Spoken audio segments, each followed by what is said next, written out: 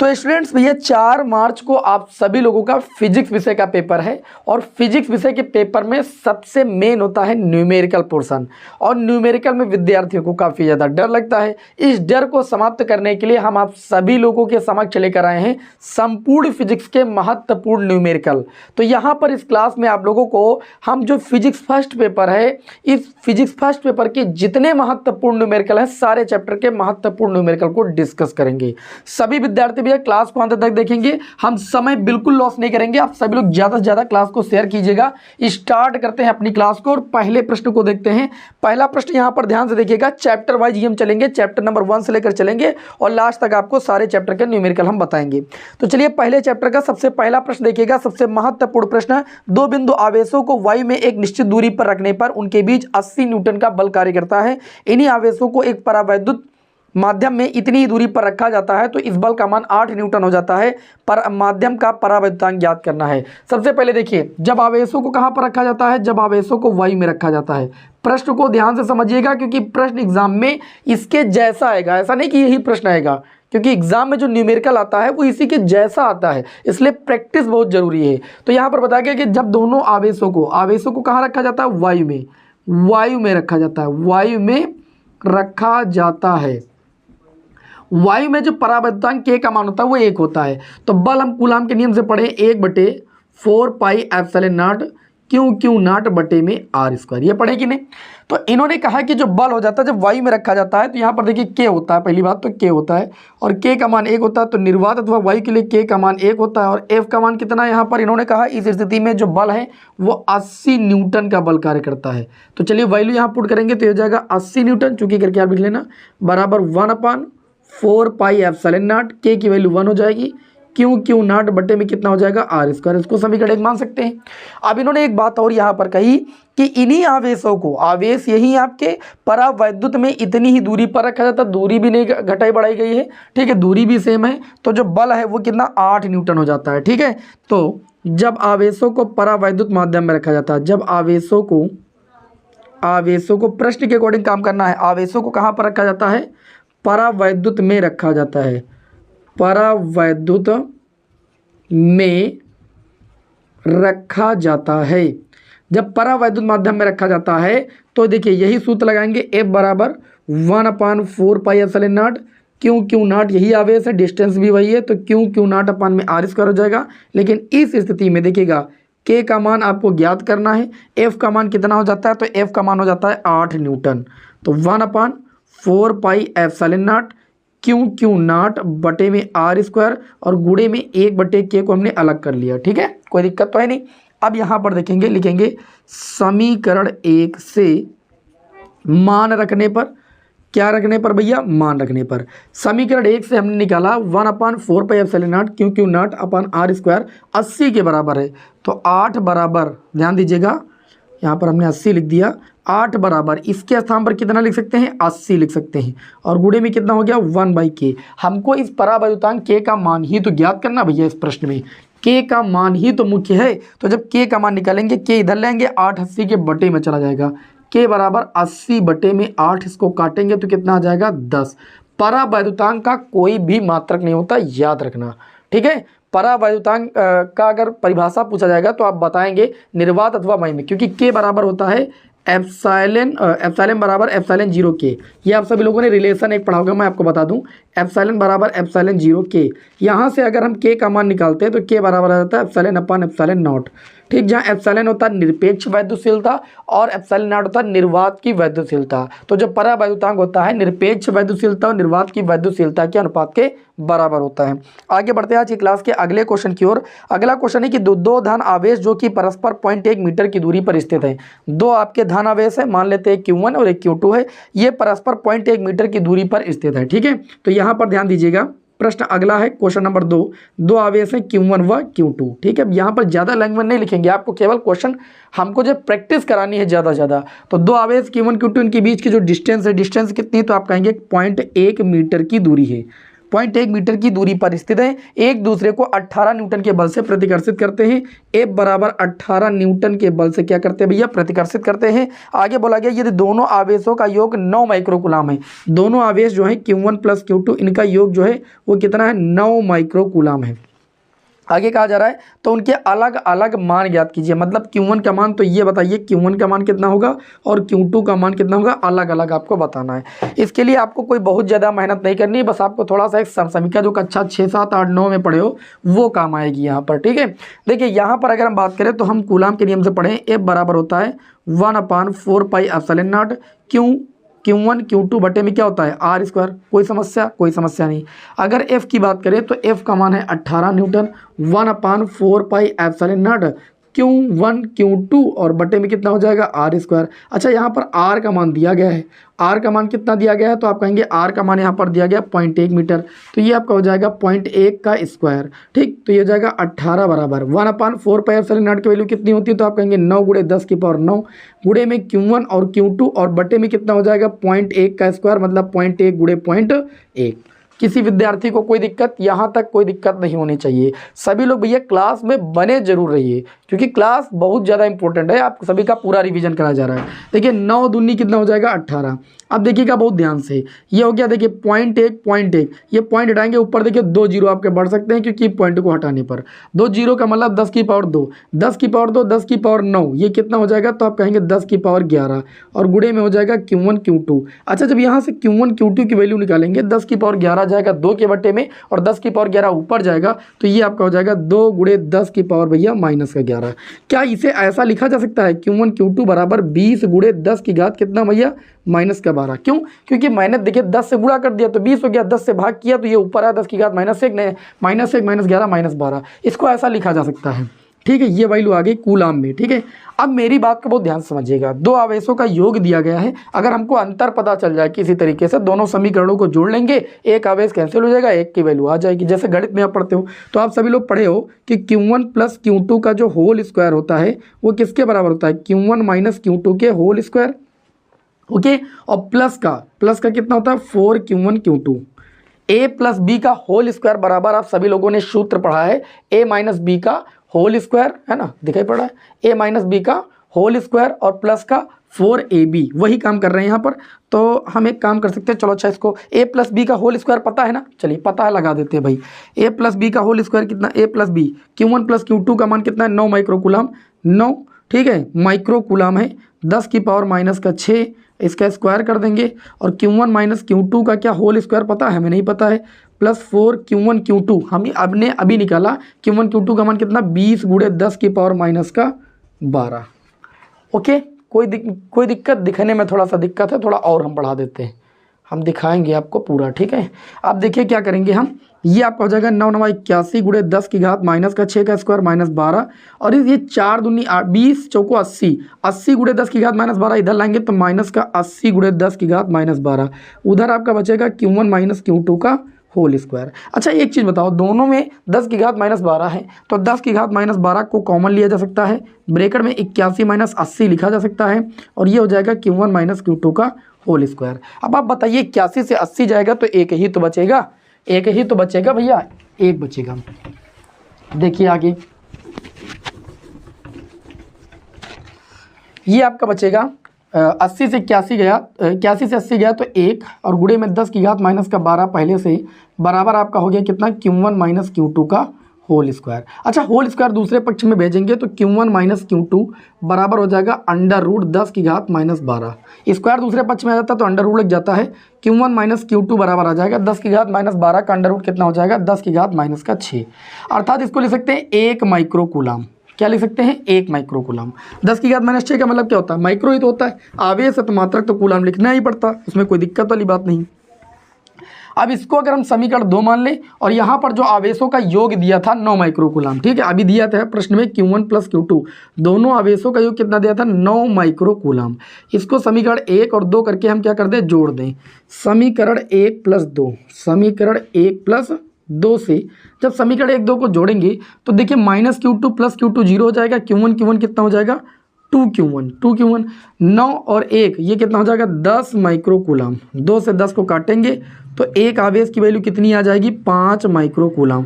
अब आप एक चीज़ बताओ, जब दोनों आवेशों का योग 9 था और एक का आ चुका है 5 तो दूसरे का कितना हो जाएगा 4 माइक्रो कूलम। और दोनों आवेशों का जो मान है वो अलग अलग ही आपसे प्रश्न में पूछा गया था। बताइए भाई समझ में आ रही बात कि नहीं समझ में आ रही। बहुत इंपॉर्टेंट क्वेश्चन अगला आज के क्लास का देखते हैं। सबसे मोस्ट इंपॉर्टेंट क्वेश्चन दिया गया, उस वैद्युत क्षेत्र की तीव्रता ज्ञात कीजिए। वैद्युत क्षेत्र की तीव्रता तो आप सभी लोग पढ़े हो ना। वैद्युत क्षेत्र की तीव्रता एक सदिश राशि होती है, मैं बार बार बताता हूँ। वैद्युत क्षेत्र की तीव्रता E बराबर होती है F/Q, ठीक है। अर्थात एकांक धन परीक्षण आवेश को किसी वैद्युत क्षेत्र में रखने पर उस पर लगने वाला बल और परीक्षण आवेश के अनुपात को हम क्या कहते हैं वैद्युत क्षेत्र की तीव्रता कहते हैं। इसका मात्रक न्यूटन प्रति कूलम या वोल्ट प्रति मीटर भी होता है।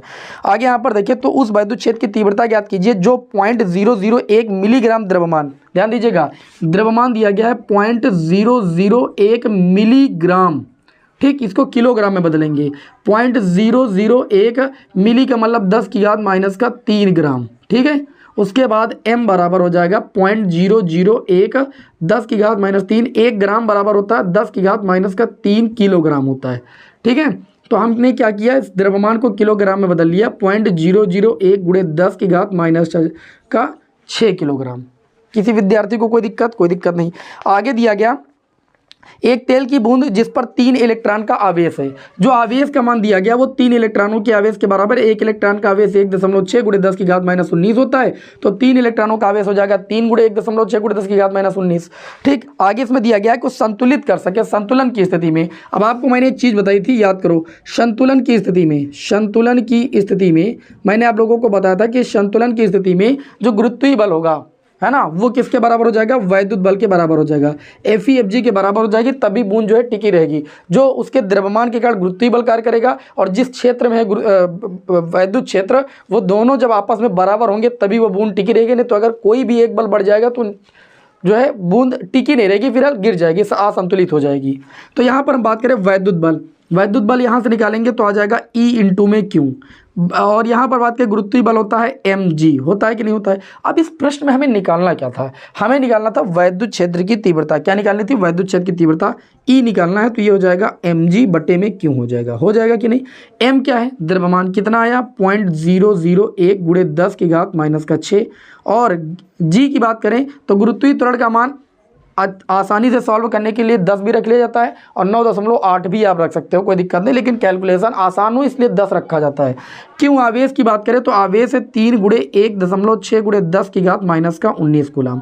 अब इसका कैलकुलेशन आप सभी लोगों को कर लेना, क्योंकि कैलकुलेशन करेंगे तो ज़्यादा न्यूमेरिकल नहीं ले पाएंगे। लेकिन विद्यार्थी लोग कह रहे थे कि सर आंसर बता दिया करें।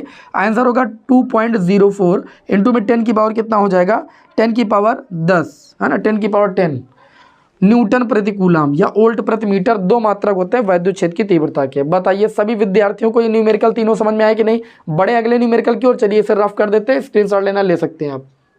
अगला न्यूमेरिकल देखते हैं। अगला न्यूमेरिकल है कि वैद्युत क्षेत्र के फ्लक्स को परिभाषित कीजिए। अर्थात वैद्युत फ्लक्स क्या होता है मैंने अच्छे से आपको समझाया है, और वैद्युत फ्लक्स का मात्रक भी लिखना है। और साथ ही में प्रश्न में न्यूमेरिकल लगा है कि एक समान वैद्युत क्षेत्र E का मान कितना दिया गया है, तो आप कहेंगे 2I कैप प्लस का 3J कैप, उसके बाद दिया गया माइनस का 4K कैप, ये दिया गया है, ठीक है। वोल्ट पर मीटर वैद्युत क्षेत्र की तीव्रता दी गई है। एक पृष्ठ के लिए क्षेत्रफल का मान कितना दिया गया है माइनस का 4K कैप। ऐसा न्यूमेरिकल एग्जाम में कई बार आता है, ठीक है, रिपीट भी होता है। मीटर स्क्वायर से गुजरने वाले वैद्युत फ्लक्स की गणना कीजिए। अर्थात वैद्युत फ्लक्स निकालना है। वैद्युत फ्लक्स की परिभाषा भी पूछी गई। वैद्युत फ्लक्स की परिभाषा बहुत आसान है।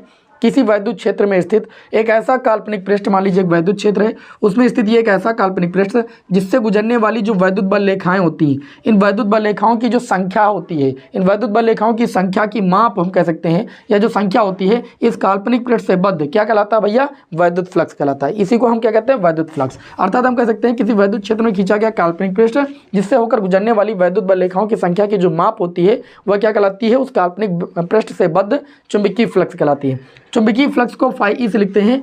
φe बराबर आपका होता है E इंटू में dA, ठीक है। इसका डॉट प्रोडक्ट होता है ये EDA cos थीटा हो जाता है, क्योंकि पता है दो सदिशों का डॉट प्रोडक्ट क्या होता है, उन दोनों सदिशों के परिमाण और उनके बीच बनी कोज्या के गुणनफल के बराबर होता है, आप सभी लोगों ने पढ़ा है। तो चाहे इन दोनों का डॉट प्रोडक्ट दिखाइए और चाहे EDA cos थीटा लिखिए। बात देखिए, अगर कोण की बात की जाएगी तो EDA cos थीटा, यहाँ पर देखिए तो डॉट प्रोडक्ट ही हमें करना पड़ेगा फाई ई बराबर, मात्रक निकालना बहुत आसान, वैद्युत क्षेत्र की तीव्रता का मात्रक न्यूटन प्रति कूलम और क्षेत्रफल का मात्रक मीटर स्क्वायर, तो आप न्यूटन मीटर स्क्वायर प्रति कूलम भी लिख सकते हो। अगर इसका मात्रक वोल्ट प्रति मीटर रखोगे तो इसका मात्रक वोल्ट मीटर भी आ जाएगा। ठीक, दोनों मात्रक आपके होंगे, क्योंकि वैद्युत क्षेत्र की तीव्रता के दो मात्रक हैं, न्यूटन प्रति कूलम और वोल्ट प्रति मीटर। ठीक है, तो जब न्यूटन प्रति कूलम रखोगे तो न्यूटन प्रति कूलम न्यूटन मीटर स्क्वायर प्रति कूलम होगा, क्योंकि क्षेत्रफल का मात्रक मीटर स्क्वायर। और जब वैद्युत क्षेत्र की तीव्रता का मात्रक वोल्ट प्रति मीटर रखोगे और इसका मीटर स्क्वायर, तो 1 मीटर से मीटर कैंसिल हो जाएगा, वोल्ट मीटर आ जाएगा। किसका मात्रक भैया? वैद्युत फ्लक्स का। अब यहाँ पर वैद्युत फ्लक्स निकालना था, ई का मान कितना है, तो आप कहेंगे 2I कैप, प्लस का कितना हो जाएगा 3J कैप, माइनस का कितना हो जाएगा 4K कैप। ठीक है, इसका डॉट प्रोडक्ट कराएंगे, क्षेत्रफल वेक्टर दिया गया माइनस का 4K कैप। आप सभी लोगों को पता होना चाहिए कि यहाँ पर IJK जो होते हैं वो एकांक लंब कोणिक सदिश होते हैं। क्या होते हैं? एकांक लंब कोणिक सदिश। एकांक लंब कोणिक सदिशों में संबंध होता है कि जब I का I के साथ मल्टीप्लाई होता है, डॉट प्रोडक्ट होता है, तो उसका मान 1 होता है। तो जब I का K के साथ करेंगे 0 हो जाएगा, J का K के साथ करेंगे 0 हो जाएगा, लेकिन K का K के साथ करेंगे तो कितना हो जाएगा 1 हो जाएगा। तो इस तरीके से K का यहाँ गुणांक -4, यहाँ पर माइनस गुणांक -4, -4 का मल्टीप्लाई 16 हो जाएगा, इनटू में K डॉट K हो जाएगा। K डॉट K का मल्टीप्लाई कितना होता है 1, तो ये 16 आ जाएगा। वैद्युत फ्लक्स का मात्रक अभी बताया, वोल्ट मीटर लिखो चाहे न्यूटन मीटर स्क्वायर प्रति कूलम लिखो, बात एक ही है। भूलना नहीं, जो चीज़ मैं बता रहा हूँ उसको भूलना बिल्कुल भी नहीं। बहुत इंपॉर्टेंट क्वेश्चन था आज की क्लास का। अगला महत्वपूर्ण मैंने न्यूमेरिकल आप सभी के समक्ष लिया है, स्थिर वैद्युतिकी में गॉस की प्रमेय लिखकर सिद्ध कीजिए। देखिए गॉस की प्रमेय हमने बताया था एक बंद पृष्ठ के लिए लागू होती है। ठीक है, हमने कहा था कि इस नियम के अनुसार, गॉस की प्रमेय के अनुसार, किसी काल्पनिक बंद पृष्ठ से बद्ध जो कुल क्या होता है वैद्युत फ्लक्स होता है, वो उस पृष्ठ द्वारा परिबद्ध कुल आवेश Q का 1/ε0 गुना होता है। ठीक है, गॉस की प्रमेय का गणितीय कथन क्या होता है कि किसी काल्पनिक पृष्ठ से गुजरने वाला जो कुल वैद्युत फ्लक्स होता है वो उस पृष्ठ द्वारा परिबद्ध जो कुल आवेश होता है, इस आवेश का 1/ε0 गुना होता है। यही गॉस की प्रमेय होती है, यही गॉस की प्रमेय का गणितीय रूप होता है। ओके, याद रखना इंपॉर्टेंट है, मैंने प्रूफ करना आपको बताया है। डेरिवेशन वाली लिस्ट में जाइए, आप देख डालिए से। स्थिर वैद्युतिकी में गॉस की प्रमेय लिखिए, कर सिद्ध कीजिए। सिद्ध करना बता दिया है। किसी खोखले बेलन के भीतर 17.7 × 10 की घात -12 यानी आवेश दिया गया है 17.7 × 10 की घात -12 कूलाम आवेश। ये आवेश की बात की गई है, इतना आवेश है, इतने कूलाम आवेश है। इसके वक्रपृष्ठ से संबद्ध वैद्युत फ्लक्स जो है, वक्रपृष्ठ से संबद्ध जो वैद्युत फ्लक्स है, मान लेते हैं कि वो आपका कितना है 5 है, और उसकी वैल्यू दी गई है 1.5 न्यूटन मीटर स्क्वायर प्रति कूलम दी गई है। आगे ये कहा गया है इसके किसी एक पृष्ठ द्वारा समतल पृष्ठ से संबद्ध वैद्युत फ्लक्स का मान ज्ञात कीजिए। मेरे कहने का मतलब समझिए, जैसे यहाँ पर आपके पास एक बेलन है, क्या है आपके पास एक बेलन है, तो बेलन में भैया अगर कोई आवेश रखा है तो जो गुजरने वाला वैद्युत फ्लक्स होगा वो वैद्युत फ्लक्स इधर से भी गुजर सकता है, इधर से भी गुजर सकता है और इसके वक्रपृष्ठ से भी गुजर सकता है। तो जैसे ये बेलन है, ये बेलन का होता है वक्रपृष्ठ, और वक्रपृष्ठ से गुजरने वाला जो वैद्युत फ्लक्स दिया गया उसको हमने φ1 माना है, वो आपका 1.5 दिया गया है। अब गुजरने वाला वैद्युत फ्लक्स इससे भी गुजर सकता है, इस तल से और इस तल से, लेकिन इतना ख्याल रखना कि एक तल से जितना वैद्युत फ्लक्स गुजरेगा दूसरे तल से भी उतना ही गुजरेगा। समझ रहे हो ना, दोनों आपके बराबर हैं। तो यहाँ पर करना क्या है, हम मान लेते हैं कि इस पृष्ठ से गुजरने वाला वैद्युत फ्लक्स है वो आपका φ2 है, तो यहाँ पर φ2 तो यहाँ पर भी φ2 हो जाएगा। अर्थात हम ये कह सकते हैं जो गुजरने वाला कुल वैद्युत फ्लक्स होगा वो आपका φ1 होगा, और φ2 कितना हो जाएगा 2φ2। गुजरने वाला कुल वैद्युत फ्लक्स इतना होगा। ठीक, ये जो कुल वैद्युत फ्लक्स होता है अभी गॉस की प्रमेय बताया गया, इस बंद पृष्ठ द्वारा परिबद्ध जो कुल आवेश है उसका कितना होता है 1/ε0 गुना। अब इस पृष्ठ में ये बताया गया कि जो φ1 का मान है वो 1.5 है, तो आप ये बताइए एक पृष्ठ से गुजरने वाला वैद्युत फ्लक्स मतलब φ2 का मान केवल बताना है, 2φ2 का नहीं बताना, एक φ2 का मतलब एक पृष्ठ से। ठीक है, तो यहाँ पर देखिए आपको करना क्या है, यहाँ पर अगर आप 2φ2 की वैल्यू निकालोगे तो उधर आपका Q/ε0 है, और इस φ1 को उधर भेज दीजिए तो ये माइनस का φ1 हो जाएगा। तो जब φ2 की वैल्यू निकालोगे तो 1/2 ब्रैकेट में आपका हो जाएगा Q/ε0 और माइनस का कितना हो जाएगा भैया φ1। अब वैल्यू पुट करना है और सॉल्व कर लेना। 1/2 Q की वैल्यू 17.7 × 10 की घात कितना दिया गया है -12, ε0 की वैल्यू 8.85 × 10 की घात -12, और φ1 की अगर बात करें φ1 की वैल्यू 1.5 मानते हैं इस बात को आप सभी लोग? बिल्कुल मानते हैं भाई। देखिए ये 8.85 जो गए लगभग 2 बार जाएगा पूरा पूरा, 10 की घात -12 से 10 की घात -12 कैंसिल हो जाएगा। 5 बराबर 1/2, यहाँ 2 बचेगा, 2 - 1.5 हो जाएगा। इसे आप सॉल्व करेंगे तो ये 1/2, 2 से 1.5 जाएगा, मतलब 2 से 1.5 जाएगा, तो आप सभी लोगों को पता है 0.5 बचेगा। इस पॉइंट को हटाएंगे 0 बढ़ जाएगा, 5 चौको 20, अर्थात हम कह सकते हैं कि जो φ2 आ जाएगा वो 1/4 आ जाएगा। फ्लक्स का मात्रक अभी बताया वोल्ट मीटर, क्या होता है मात्रक? Volt meter. ये आपके इस प्रश्न का आंसर हो जाएगा। किसी विद्यार्थी को कोई समस्या या कोई दिक्कत हो तो हमें बताएं, नहीं तो इसका स्क्रीनशॉट लीजिए। बढ़ते हैं आज के क्लास के आगे के क्वेश्चन की ओर। आज की क्लास के अगले क्वेश्चन की ओर बढ़ते हैं और अगला बहुत ही मैंने महत्वपूर्ण प्रश्न आप सभी के समक्ष लिया है। एक इलेक्ट्रॉन जो है 500 वोल्ट के विभवांतर से त्वरित किया जाता है तो वह कितनी चाल प्राप्त कर लेगा? ऐसा क्वेश्चन एग्जाम में आता, विद्यार्थी लोग कंफ्यूज रहते हैं कि कैसे निकालेंगे। क्यों? क्योंकि ऐसे क्वेश्चन में केवल एक आवेशित कण का विभवांतर दिया जाता है कि वो इतने विभवांतर से त्वरित है, तो उसकी चाल क्या होगी। तो मैं आपको बता दूं, देखिए आप सभी लोगों ने गतिज ऊर्जा के बराबर ½ mv² पढ़ा कि नहीं, और गतिज ऊर्जा ही कार्य के बराबर होती है। और हमने ये पढ़ा है, इसको गतिज ऊर्जा को हम W बराबर W भी लिख सकते हैं, क्योंकि कार्य को हेतु गतिज ऊर्जा स्थितिज ऊर्जा के रूप में परिणत किया जाता है। अब आप जानते हो कि V बराबर होता है W/Q, ये विभवांतर की परिभाषा से जानते हो। तो यहाँ से जब W का मान निकालोगे तो आ जाएगा VQ आ जाएगा। यहाँ V जो होता है विभवांतर होता है, ठीक। तो यहाँ पर ध्यान दीजिएगा, आपको प्रश्न में केवल विभवांतर दिया गया है और आवेशित कण जो इलेक्ट्रॉन है उसके तुमको चाल निकालना है। तो इसके या W के स्थान पर तुम लिख सकते हो VQ। VQ बराबर कितना हो जाएगा? ½ mv² हो जाएगा। 2 का इधर से गुणा करोगे 2VQ बराबर कितना हो जाएगा? mv²। अच्छा v² का मान निकालोगे 2VQ बट्टे में कितना आ जाएगा? m चला गया बट्टे में। v बराबर निकालोगे √2VQ और बट्टे में कितना आ जाएगा? m। ये v क्या है? ये चाल ही तो है। अब यहाँ पर दिया गया है विभव, दिया गया है 500 वोल्ट का विभव दिया गया है। आई कुछ बात समझ में? यहाँ पर v बराबर आप निकाल सकते हैं √2, v का मान भैया 500 वोल्ट है, Q का मान कितना है? तो आप आवेश इलेक्ट्रॉन पर 1.6 × 10 की घात -19 कूलम होता है। इलेक्ट्रॉन के आवेश की बात, द्रव्यमान की बात करें 9.1 × 10 की घात -31 kg, ठीक। अब आप इसे सॉल्व कर लीजिएगा। वेग में बता दे रहा हूँ कितना आएगा। वेग आएगा 1.325 × 10 की घात 7 मीटर प्रति सेकेंड। मैं आंसर इसलिए बता दे रहा हूँ, देखिए आप लोग सॉल्व करके देख लीजिएगा, क्योंकि प्रैक्टिस आपको आना बहुत जरूरी है, प्रैक्टिस आपको होना बहुत जरूरी है। एग्जाम में आपको ये थोड़ी रहेगा कि वहाँ पर कोई सॉल्व करके दिखाएगा, सॉल्व तो आपको स्वयं करना पड़ेगा ना, और स्वयं आप सॉल्व जब करके जाएंगे तभी तो वहाँ कर पाएंगे। इसलिए मैं आप सभी लोगों को यहाँ पर केवल गाइड कर रहा हूँ कि कैसे न्यूमेरिकल को सॉल्व करना है। चलिए आज की क्लास के अगले न्यूमेरिकल की ओर बढ़ते हैं। और अगला जो न्यूमेरिकल मैंने उठाया है, बहुत ही ज़बरदस्त मैंने प्रश्न आप सभी लोगों के समक्ष उठाया है। इसमें कहा गया है कि 9 पिकोफैरेड धारिता वाले 3 संधारित्रों को श्रेणी क्रम में जोड़ा गया है। 9 पिकोफैरेड के 3 संधारित्र हैं, उनको श्रेणी क्रम में ऐसे ऐसे जोड़ दिया गया। श्रेणी क्रम में जानते हो, एक संधारित्र का पहला सिरा जो होता है वो बैटरी के एक सिरे से, और जो संधारित्र का दूसरा सिरा होता है दूसरे संधारित्र के पहले से, दूसरे संधारित्र का दूसरा सिरा तीसरे संधारित्र के पहले से, और तीसरे संधारित्र का दूसरा सिरा बैटरी के ऋण ध्रुव से कनेक्ट होता है या दूसरे ध्रुव से कनेक्ट होता है। ये जो है संधारित्रों का श्रेणी क्रम संयोजन कहलाता है। संधारित्रों के श्रेणी क्रम संयोजन में जो तुल्य धारिता का सूत्र था वो था 1/c बराबर 1/c1 plus 1/c2 plus 1/c3। यही तो था तुल्य धारिता के संयोजन का सूत्र श्रेणी क्रम का। समांतर क्रम का c बराबर c1 plus c2 plus c3 था।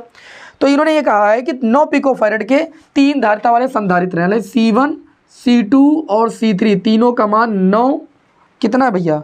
9 पिकोफैरेड। पिको का मतलब होता है भैया क्या? 10 की घात -12 पिकोफैरेड धारिता वाले 3 संधारित्रों को श्रेणी क्रम में जोड़ा गया है। तो समायोजन की तुल्य धारिता क्या निकालना है? समायोजन की तुल्य धारिता, समायोजन की तुल्य धारिता आपको निकालना है, तुल्य धारिता।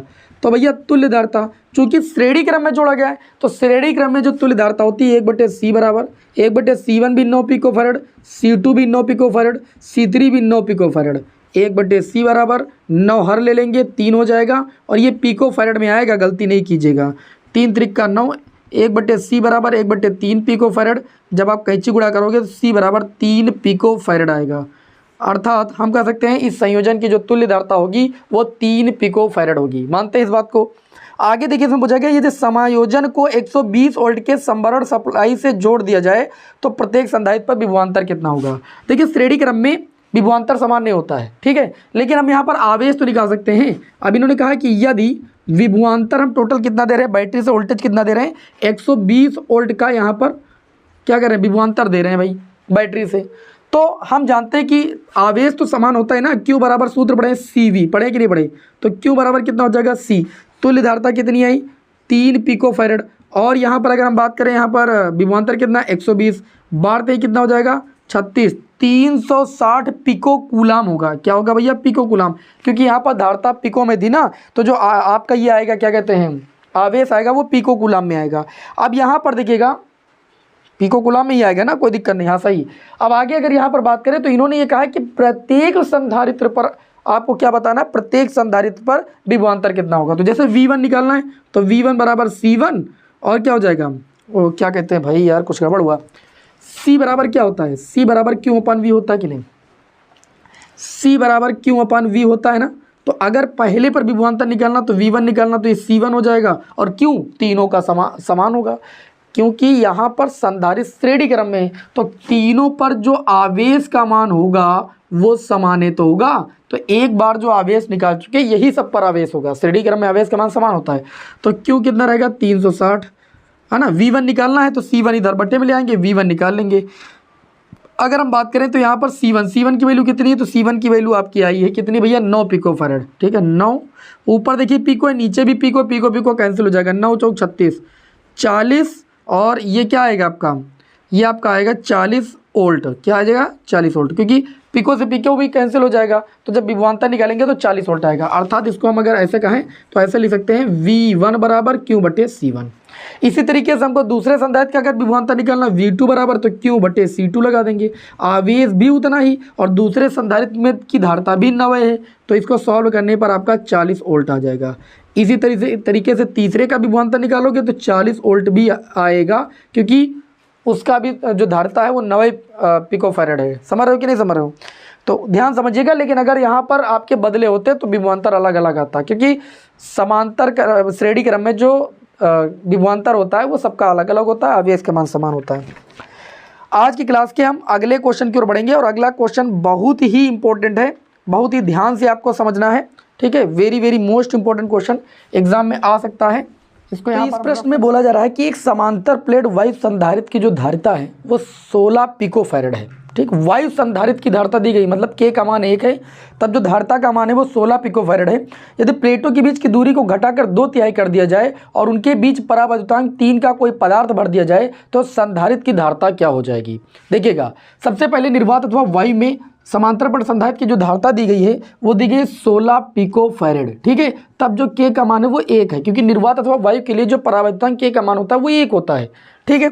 अब आगे इन्होंने कहा है और उनके बीच, अब देखिए समांतर पर संधारित्र की धारिता का सूत्र क्या होता है, सूत्र होता है Ka/0/d, ठीक। डिस्टेंस मान लेते हैं दोनों के बीच की d है, तो ये आपका हो जाएगा C के स्थान पर कितना रख देंगे भैया 16 रख देंगे, K के स्थान पर 1 तो A/0/d, इसको समीकरण 1 मार देंगे। अब इन्होंने कहा कि दूरी को d 2/3 कर दिया जाए, दूरी को पहले की जो दूरी है d उसको 2/3 कर दिया जाए, अर्थात जब अब जो d डैश है वो हो गई है 2d/3, मतलब जो पहले दूरी थी उसकी 2/3 हो गई है। साथ ही में जो परावैद्युतांक है K वो उसका मान कितना हो गया है, उसका मान हो गया है 3, ठीक है। तो ये बताना है कि आपको जो समांतर पर संधारित्र की धारिता C डैश है वो कितनी हो जाएगी, मतलब C डैश का मान बताना है। तो हम जानते हैं समांतर पर संधारित्र की जो धारिता होती है वो होती है Ka/0/d, लेकिन अब धारिता C डैश हो जाएगी क्योंकि दूरी d डैश हो गई और K का मान भी बदल गया। यहाँ पर A और ε0 नियत है, ठीक है। तो यहाँ पर देखिए C डैश बराबर K का मान कितना 3 A/0 में, इस D डैश के स्थान पर कितना लिख सकते हैं भैया 2d/3 लिख सकते हैं कि नहीं। तो इसको मान लेंगे समीकरण 2, और हमें चूंकि यहाँ पर C डैश का मान निकालना है तो समीकरण 1/2 कर देंगे। समीकरण 1 को 2 से भाग करने पर समीकरण 1 में कितना है, तो आप कहेंगे 16 बराबर है आपका A/0/d। समीकरण 2 में कितना है, तो C डैश बटे में कितना है आपका 3A/0 में 2d और बटे में कितना है 3। बहुत ध्यान से समझिएगा, ये हो जाएगा 16 बटे में C डैश बराबर A/0d से A/0 आपका कैंसिल, d से d आपका भी कैंसिल हो जाएगा, ऊपर 1/1 बचेगा, नीचे आपका 3 ये आ जाएगा, इस 3 के पास 9 बटे में 2, ठीक है। अर्थात 16 बटे में C डैश बराबर, ये नीचे वाला 2 ऊपर चला जाएगा, 2 बटे में 9, 2 से इसको काटेंगे 16 को तो 8 हो जाएगा, और कैंची गुणा करेंगे 8 9 72, और पिकोफैरेड में संधारित्र की धारिता थी तो पिकोफैरेड में ही आंसर आएगा। बात समझ में आई कि नहीं समझ में आई? इंपॉर्टेंट न्यूमेरिकल है। यहाँ पर देखो दूरी को घटाया बढ़ा जा रहा है, दूरी को 2/3 कर दिया गया तो समांतर पट संधारित्र की धारिता पूछी गई। ठीक है, ऐसे ही क्वेश्चन आपके एग्जाम में कुछ बन के आता है। आगे बढ़ते हैं आज क्लास के अगले क्वेश्चन की ओर। अगला क्वेश्चन दिया गया धातु के 2 गोलों के जो व्यास हैं, धातु के 2 गोले हैं, दोनों गोलों के व्यास दिए गए 6 सेंटीमीटर और 4 सेंटीमीटर। इन्हें समान विभव तक क्या किया गया है, आवेशित किया गया है। गोलों के आवेशों के पृष्ठ घनत्वों का अनुपात बताना है। हमारे पास प्रश्न को बहुत ध्यान से समझिएगा, 2 गोले हैं। क्या है भैया? 2 गोले। इनको जो समान विभव तक क्या किया गया है, आवेशित किया गया है। मान लेते हैं पहले गोले पर आवेश Q1 है और दूसरे पर Q2 है। पहले गोले, अब इन्होंने एक चीज और पूछी, देखो क्या कहा, गोलों के जो व्यास हैं, पहले गोले का व्यास हम मान लेते हैं D1 बराबर 6 सेंटीमीटर है, तो व्यास की आधी तो त्रिज्या होती है, तो त्रिज्या कितनी हो जाएगी, 3 सेंटीमीटर। दूसरे गोले का व्यास 4 सेंटीमीटर है, तो दूसरे गोले की त्रिज्या कितनी हो जाएगी, 2 सेंटीमीटर हो जाएगी। मानते हैं इस बात को, सेंटीमीटर को मीटर में बदलना पड़ेगा। आगे ये दिया गया, क्या दिया गया, कहा कि इन्हें समान विभव तक आवेशित किया गया है। प्रश्नानुसार हम अपना मतलब कोई कार्य नहीं करेंगे कि इनके जो विभव हैं वो क्रमशः के आपस में बराबर। अब विभव का सूत्र पढ़े 1/4 पाई एप्सिलॉन नॉट, क्यू अपान कितना होता है भैया, आर होता है। सिंपल सी बात, तो Q1/R1 हो जाएगा पहले गोले का विभव, और दूसरे का हो जाएगा 1/4 पाई एप्सिलॉन नॉट Q2 बटे में कितना हो जाएगा, R2। 1/4 पाई एप्सिलॉन नॉट से 1/4 पाई एप्सिलॉन नॉट कैंसिल, ये आपका आ जाएगा Q1 बटे में Q2, R1 उधर चला जाएगा, R1 बटे में R2। एक रिलेशन यहाँ से बन गया, इसको समीकरण 1 मान लीजिए। प्रश्न में पूछा गया था पृष्ठ घनत्वों का अनुपात, हम जानते हैं पृष्ठ घनत्व सिग्मा से व्यक्त किया जाता है, तो पहले का पृष्ठ घनत्व, पहले गोले का पृष्ठ घनत्व सिग्मा हो जाएगा, दूसरे का पृष्ठ घनत्व सिग्मा 2 हो जाएगा। सिग्मा बराबर होता है Q अपान में A, यही तो होता है। दूसरे का हो जाएगा Q अपान में A। बस इतना ध्यान रखिएगा कि यहाँ पर आपका A1 हो जाएगा, A2 हो जाएगा, ये Q1 हो जाएगा, Q2, क्योंकि पहले गोले के लिए आवेश हमने Q1 माना है। अब आप थोड़ा सा ध्यान से समझिएगा, हमको सिग्मा 1 बटे में सिग्मा 2 चाहिए। ठीक है, हम क्या कर सकते हैं, Q1 बटे में A के स्थान पर कितना लिख सकते हैं, A है आपका क्षेत्रफल, क्या है, क्षेत्रफल, गोले का क्षेत्रफल। गोले का क्षेत्रफल कितना होता है, 4 पाई R स्क्वायर, तो पहले का हो जाएगा R1 स्क्वायर। इसी तरीके से Q2 बटे में 4 पाई R2 स्क्वायर, 4 पाई से 4 पाई दोनों पक्षों में कैंसिल, सिग्मा 1 बटे सिग्मा 2 बराबर आपका कितना हो जाएगा, देखिए Q1 बटे में R1 का स्क्वायर गुणे में ये R2 पर चला जाएगा, R2 का स्क्वायर बटे में कितना हो जाएगा, Q2। अब मेरी बात को बहुत ध्यान से समझिएगा, यहाँ पर रिलेशन को ही तो अच्छे से समझना है, सारा खेल रिलेशन का ही तो है। इस प्रश्न को थोड़ा समझिएगा, कितना इंपॉर्टेंट प्रश्न है। अगर हमको सिग्मा 1 बटे में सिग्मा 2 चाहिए तो इसको हम ऐसा लिख सकते हैं, कुछ Q1 और बटे में Q2 लिख सकते हैं कि नहीं बताओ, Q1 ऊपर Q2 बटे में, और गुणे में इसको लिख सकते हैं R2 बटे में R1, इसका क्या कर सकते हैं, होल स्क्वायर लिख सकते हैं। अब अगर देखें समीकरण 1 से, हमने एक समीकरण बनाई है, समीकरण 1 से अगर हम देखें तो जो Q1 बटे Q2 हो R1 बटे R2 के बराबर है, तो सिग्मा 1 बटे में सिग्मा 2 बराबर, इस Q1 बटे Q2 के स्थान पर लिख सकते हैं R1 बटे में R2, लिख सकते हैं कि नहीं लिख सकते हैं। और गुणे में आपका R2 बटे R1 का होल स्क्वायर, आपका पहले से एक R1 से एक R1 कैंसिल, एक R2 से एक R2 कैंसिल, तो सिग्मा 1 बटे सिग्मा 2 बराबर हो जाएगा, ऊपर देखिए एक R2 बचा और एक बचा R1, यही तो बचा। R2 की अगर बात करें तो R2 की वैल्यू हमारी है 2 सेंटीमीटर, R1 की अगर बात करें तो R1 का मान 3 सेंटीमीटर, तो जो पृष्ठ घनत्वों का अनुपात हो जाएगा वो 2:3 हो जाएगा। कितना हो जाएगा भैया, 2:3। बताइए, जबरदस्त प्रश्न था कि नहीं था। चलिए सभी विद्यार्थी भाई एक बार वीडियो को लाइक जरूर कर दें और बढ़ते हैं आज क्लास के अगले क्वेश्चन। अगला जो क्वेश्चन है भाई, नंबर तो भूल गए, संधारित्र की धारिता की परिभाषा दीजिए। संधारित्र की धारिता की परिभाषा आप सभी लोगों को मैंने बताया अच्छे तरीके से, और मैंने ये भी बताया है कि समांतर प्लेट संधारित्र की प्लेटों के बीच कोई परावैद्युत पदार्थ रखते हैं तो समांतर प्लेट संधारित्र की जो धारिता है वो बढ़ जाती है। क्यों बढ़ जाती है, क्योंकि जब हम कोई परावैद्युत पदार्थ रखते हैं तो जो आपका प्लेटों के बीच वैद्युत क्षेत्र होता है उसके विपरीत दिशा में एक आंतरिक वैद्युत क्षेत्र उत्पन्न होता है, जिसकी वजह से विभवांतर का मान क्या होता है, बढ़ जाता है। विभवांतर का मान बढ़ने से क्या होता है, जो समांतर प्लेट संधारित्र की धारिता होती है वो घट जाती है, क्योंकि विभवांतर समांतर प्लेट संधारित्र की धारिता के विपरीत समानुपाती होती है। अब यहाँ पर देखिए प्रश्न में क्या पूछा गया है, संधारित्र की धारिता की परिभाषा। संधारित्र की धारिता को C से प्रदर्शित करते हैं, C बराबर होता है Q अपन V, अर्थात किसी चालक को Q आवेश देने से उसके विभव में अगर V वृद्धि हो रही या V विभव का परिवर्तन हो रहा है तो आवेश और विभव के अनुपात को समांतर प्लेट संधारित्र की हम धारिता कहते हैं। इसका मात्रक कूलाम प्रति वोल्ट या फैरेड होता है। क्या होता है, कूलाम प्रति वोल्ट या फैरेड होता है। कभी कभी एग्जाम में पूछ ली जाती है कि 1 फैरेड की परिभाषा बताओ। अब बताओ 1 फैरेड कब आएगा, जब आवेश का मान 1 कूलाम रखा जाएगा और विभव कितना हो, 1 वोल्ट। अर्थात किसी चालक में 1 कूलाम आवेश देने पर उसके विभव में अगर 1 वोल्ट की वृद्धि होती है या 1 वोल्ट का परिवर्तन होता है तो जो समांतर प्लेट संधारित्र की धारिता होती है वो 1 फैरेड होती है। एग्जाम में पूछ लिया जाता है 1 नंबर में। ठीक, अब न्यूमेरिकल देखते हैं। न्यूमेरिकल में देखिए आपका फिगर बना हुआ है कुछ इस तरीके से। न्यूमेरिकल में आपका एक फिगर बना हुआ है कुछ इस तरीके से।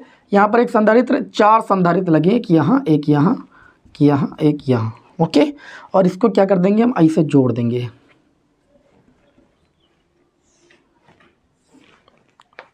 इसको हम क्या कर देंगे, आई से जोड़ देंगे।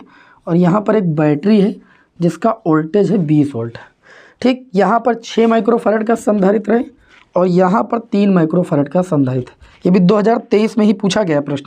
12 माइक्रोफैरड का संधारित्र है और 4 माइक्रोफैरड का संधारित्र। प्रश्न में पूछा गया है संधारित्र की धारिता की परिभाषा मैंने बता दिया।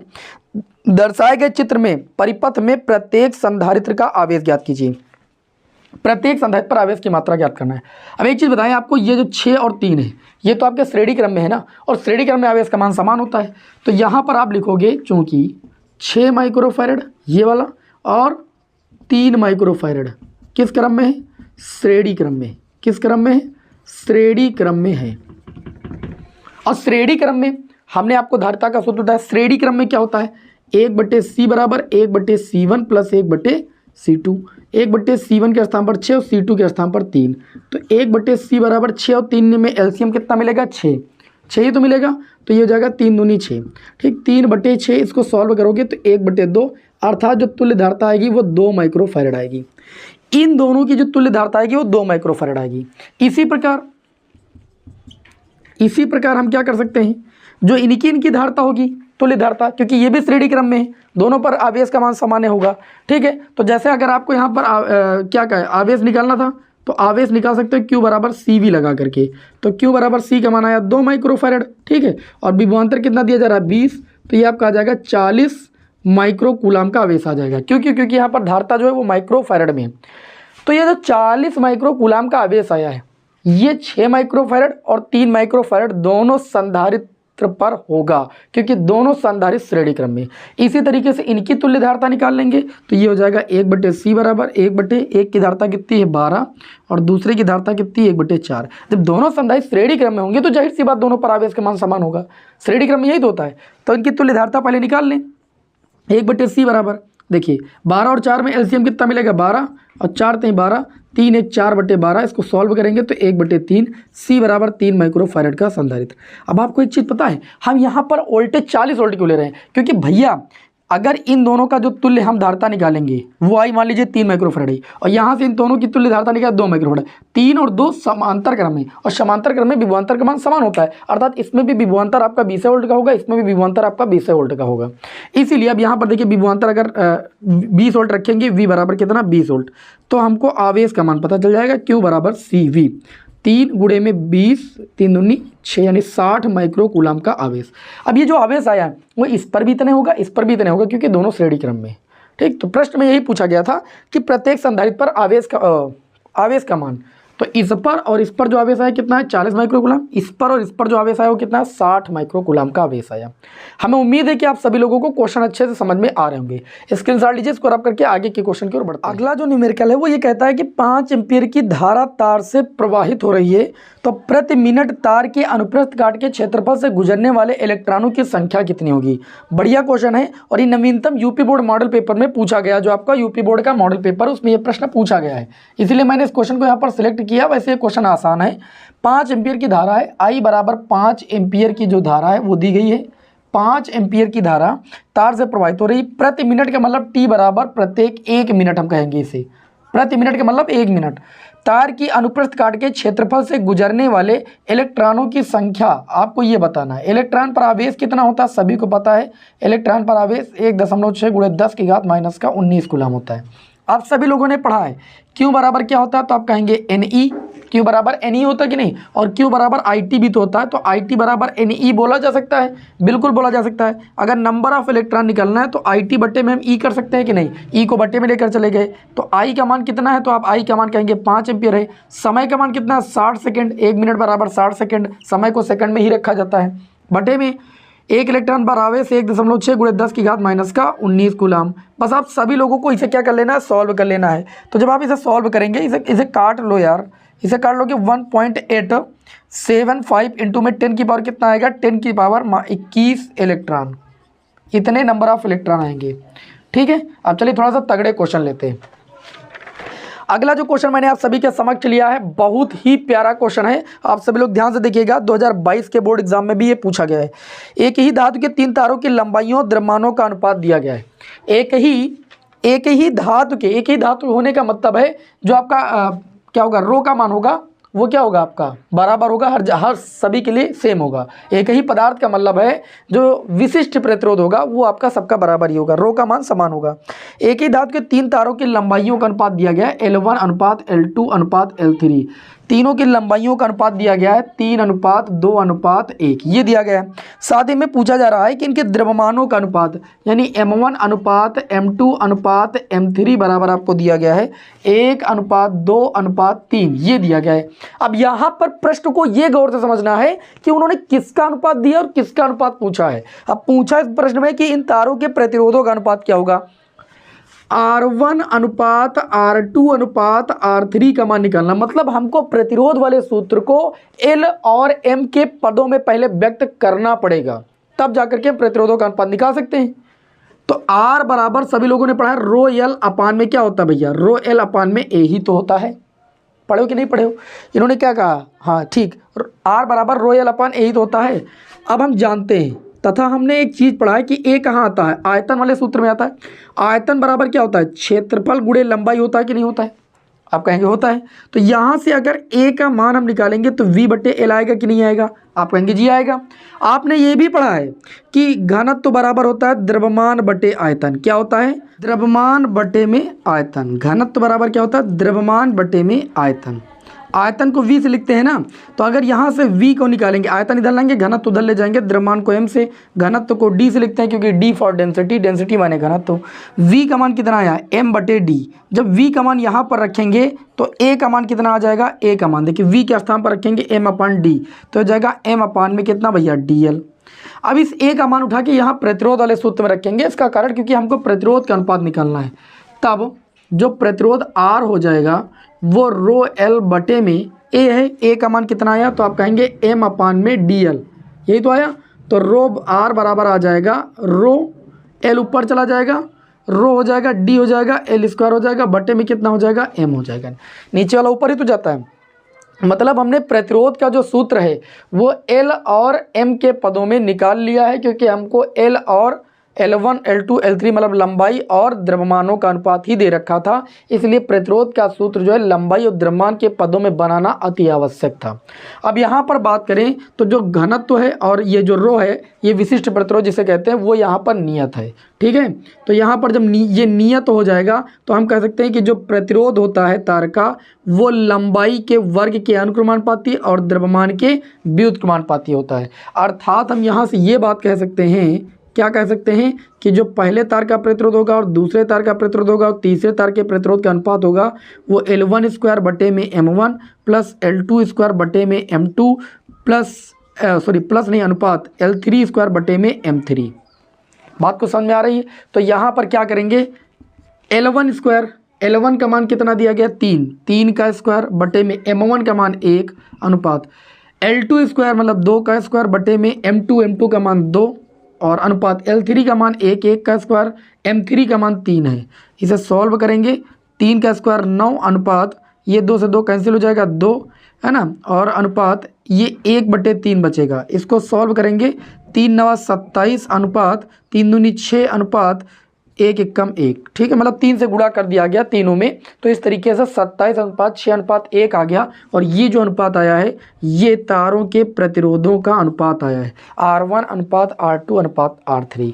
ठीक इसी तरह का एक क्वेश्चन हमने और लिया जो एग्जाम में सबसे ज़्यादा पूछा जाता है कि एक तार का प्रतिरोध 8 ओम है, इसे दोगुनी लंबाई तक खींचा जाता है तो नए तार का प्रतिरोध क्या होगा। सबसे प्यारा क्वेश्चन है, एग्जाम में कई बार आ चुका है, इसलिए इस क्वेश्चन को भी यहाँ पर हमने उठाया है। और ये जो क्वेश्चन मैंने आप सभी को बताया इसको बहुत अच्छे से समझ लीजिएगा। बात करें तो इन्होंने कहा कि एक तार का जो प्रतिरोध है वो 8 ओम है, R बराबर यहाँ पर 8 ओम दिया गया है और तार को दोगुनी लंबाई तक खींचा जाता है। तो आप एक चीज़ बताओ, अगर कोई तार हमारे पास उसकी लंबाई के अनुसार उसको खींच रहे हैं तो तार के क्षेत्रफल में और लंबाई में ही तो परिवर्तन होगा, आयतन तो नहीं बदलेगा उसका, मतलब आयतन जो था उसका वही बराबर रहेगा। तो कहोगे तार को खींचने पर क्या नहीं बदलेगा, खींचने पर आयतन परिवर्तित नहीं होगा, आयतन नहीं बदलेगा। क्या नहीं बदलेगा भैया? आयतन नहीं बदलेगा, अर्थात जो आपका आयतन होगा वो बराबर होगा। ठीक है, पहले आयतन क्या रहा होगा? AL क्षेत्रफल गुणे लंबाई आयतन होगा। जब लंबाई को खींचा गया, लंबाई को बढ़ाया गया तो क्षेत्रफल भी परिवर्तित हो गया, लंबाई भी परिवर्तित हो गई। तो A/A' बराबर आ गया L' बताओ इतना आ गया कि नहीं? इसको समीकरण एक मान सकते हो। तो अब एक चीज़ बताइए, जब हमने उसको नहीं खींचा था, तार को नहीं खींचा था, तो तार का प्रतिरोध R बराबर ρL/A था कि नहीं? लंबाई ना परिवर्तित नहीं, क्षेत्रफल पहले A था। ठीक है, तो तार को खींचने पर जो प्रतिरोध हो गया वो चेंज हो गया। कारण क्योंकि लंबाई भी बदल गई और क्षेत्रफल भी बदल गया। लंबाई और क्षेत्रफल पर ही तो प्रतिरोध निर्भर कर रहा है। तो ये हो जाएगा R बराबर ρL' में कितना हो जाएगा? A'। इसको समीकरण 1 मानो, इसको समीकरण 2 मानो। ठीक है, या इसको समीकरण 1 मान चुके तो इसको 2 मानो, इसको 3 मानो। और समीकरण 2 को 3 से भाग कर दो, समीकरण 2 भागे 3। जब समीकरण 2 को 3 से भाग करोगे तो R/R' बराबर, R की वैल्यू कितनी? तो आप कहेंगे ρL/A। R' की वैल्यू कितनी? तो आप कहेंगे ρL'/A'। रो से रो कैंसिल हो जाएगा ऊपर ऊपर, तो यहाँ से आपका निकल के आएगा R/R'। R की वैल्यू दी गई है 8 ओम। ठीक है, बराबर होगा कितना? देखिए नीचे वाला ऊपर जाएगा A' ऊपर चला गया और नीचे हो जाएगा AL', अर्थात R की वैल्यू यहाँ पर कितनी दी गई? 8 और बटे में R'। अच्छा, यहाँ पर देखिए तो L/L' इसको ऐसे लिख सकते हैं और A' बटे में A इसको ऐसे लिख सकते हैं। अब यहाँ पर देखा जाए तो लंबाई में परिवर्तन दिया है कि लंबाई दोगुनी की गई है, तो यह 8 बटे में R' बराबर, ये देखिए पहले लंबाई L थी तो L' हो गई कितनी? 2L। लंबाई में दो गुना परिवर्तन किया गया है। और हम जानते हैं A/A' बराबर L'/L है, तो A'/A निकालेंगे यहाँ से, A' बटे में A, तो ये आपका आ जाएगा कितना भैया? L बटे में कितना आ जाएगा? L'। यही तो हो जाएगा। अब ये हो जाएगा 8 बटे में R1 या R' इसको ले सकते हैं। हाँ, ये परिवर्तित प्रतिरोध हो जाएगा L बटे में 2L, और L' किसके बराबर है? 2L के बराबर है। और यहाँ से देखिए L कैंसिल, 8 बटे में R' बराबर 1 बटे 2 दूनी कितना हो जाएगा? 4। कैंची गुणा करने पर R' बराबर 8 चौक 32 ओम, अर्थात इस स्थिति में जो प्रतिरोध आएगा वो कितना आएगा भैया? 32 ओम आएगा। ठीक, इसका एक देखिए शॉर्ट भी फार्मूला है। नए तार का जो प्रतिरोध R' होता है वो N² R के बराबर होता है। ये डायरेक्ट भी एक नंबर में पूछा जाएगा तो आप लगा सकते हैं। नए तार का प्रतिरोध R' बराबर होता है, कितने गुना खींचा गया? 2 गुना खींचा गया तो 2 का स्क्वायर, गुणे में यहाँ पर जो R और है ये आपका पुराने तार का प्रतिरोध है। पुराने तार का प्रतिरोध यहाँ 8 दिया गया था, 2 का स्क्वायर 4, 8 चौक 32। तो यहाँ डायरेक्ट भी आप निकाल सकते थे कि 32 ओम आएगा। लेकिन एक चीज़ का ख्याल रखना, अगर एक नंबर में प्रश्न पूछा जाए तो आपको ऐसे करना है। यही प्रश्न आपका 2-3 नंबर में आएगा तो आपको ये पूरा ऐसे दिखाना पड़ेगा। ठीक, इसीलिए मैंने यहाँ पर आपको सारी क्रियाकलाप करके बताई हुई। और हमें उम्मीद है कि आप सभी लोगों ने इस क्वेश्चन को अच्छे से समझ लिया होगा। क्वेश्चन इंपॉर्टेंट ही यहाँ पर लिए जा रहे हैं, कोई भी आपका फालतू प्रश्न नहीं लिया जा रहा है। हल्का प्रश्न तो बिल्कुल ले ही नहीं रहे, क्योंकि हल्के प्रश्न आपको हम सॉल्व करा चुके हैं। आगे बढ़ते हैं आज की क्लास के अगले क्वेश्चन की ओर। अगर ये भी आपको हल्के लग रहे हैं तो समझ लीजिए कि आपका जो है न्यूमेरिकल पोर्शन मजबूत है। आगे बढ़ते हैं आज की क्लास के अगले क्वेश्चन की ओर। समान लंबाई के तांबे के तारों के व्यासों का अनुपात दिया गया है। ठीक है, समान लंबाई क्या दिया गया है? समान लंबाई के तांबे के तारों के व्यासों का अनुपात, अर्थात हम कह सकते हैं D1 बटे में D2। डायमीटरों का अनुपात दिया गया है 1:2 यानी 1/2। उनके प्रतिरोधों का अनुपात चाहिए आपको, अर्थात R1 बटे R2 का अनुपात चाहिए आपको। R बराबर पढ़े हो आप सभी लोग ρL बटे में क्या होता है? A। पढ़े हो कि नहीं पढ़े हो? पढ़े हो अच्छे तरीके से। मतलब यहाँ पर अगर आपको व्यासों का अनुपात दिया गया है तो प्रतिरोध के सूत्र को व्यास के पदों में बनाना है। हम जानते हैं, क्या जानते हैं? हम जानते हैं कि ρL बटे में क्षेत्रफल कितना होता है? तार का क्षेत्रफल होता है πr², होता है कि नहीं होता है? तो अगर पहले तार के प्रतिरोध की बात करेंगे ये R1 हो जाएगा, लंबाई सेम है, ठीक है, और रो भी सेम है। यहाँ पर त्रिज्या हो जाएगी R1 पहले तार की। अच्छा, तथा अगर हम दूसरे तार के प्रतिरोध की बात करेंगे R2 की, तो अच्छा यहाँ पर एक काम और कर सकते हैं, ρL बटे में पाई। त्रिज्या जो होती है वो व्यास की आधी होती है, तो इसको हम डायमीटर का, पहले डायमीटर का आधा का स्क्वायर भी तो लिख सकते हैं, कोई दिक्कत नहीं, क्योंकि डायमीटर के पदों में यहाँ पर दिया गया है। तो यहाँ पर अगर मेनली हम देखें तो हम कह सकते हैं कि जो प्रतिरोध होता है, जो प्रतिरोध है यहाँ पर वो किसके व्युत्क्रमानुपाती है? डायमीटर के वर्ग के व्युत्क्रमानुपाती है। क्योंकि ये चीज़ ये सब नियत रहेगी तो हम देख रहे हैं कि जो प्रतिरोध का मान है वो डायमीटर के वर्ग के व्युत्क्रमानुपाती है। मुझे मेन चीज़ यही चीज़ देखना है कि किसी तार का जो प्रतिरोध है वो डायमीटर पर निर्भर कैसे करता है, क्योंकि यहाँ पर डायमीटर का अनुपात दिया गया, बाकी किसी चीज़ का नहीं दिया गया, मतलब बाकी सारी चीज़ें नियत हैं। तो जो प्रतिरोध है वो डायमीटर पर किस प्रकार निर्भर कर रहा है, व्यास पर किस प्रकार निर्भर कर रहा है, व्यास के वर्ग के व्युत्क्रमानुपाती है। तो यहाँ से अगर हम पहले तार का प्रतिरोध बटे में दूसरे तार के प्रतिरोध का अनुपात निकालेंगे तो ये आपका आ जाएगा d2 बटे में d1 का होल स्क्वायर, क्योंकि व्युत्क्रमानुपाती होता है ना, तो R1 ऊपर है तो हो जाएगा d2। अब यहाँ पर देखिए d2 का मान कितना दिया गया, तो आप कहेंगे 2 दिया गया, d1 का मान कितना दिया गया, 1 दिया गया, स्क्वायर कर दीजिए तो R1 बटे R2 बराबर आ जाएगा 4 बटे 1, अर्थात प्रतिरोधों का अनुपात 4:1 आएगा। ऐसे प्रश्न भैया आपके एग्जाम में भैया पूछे जाते हैं।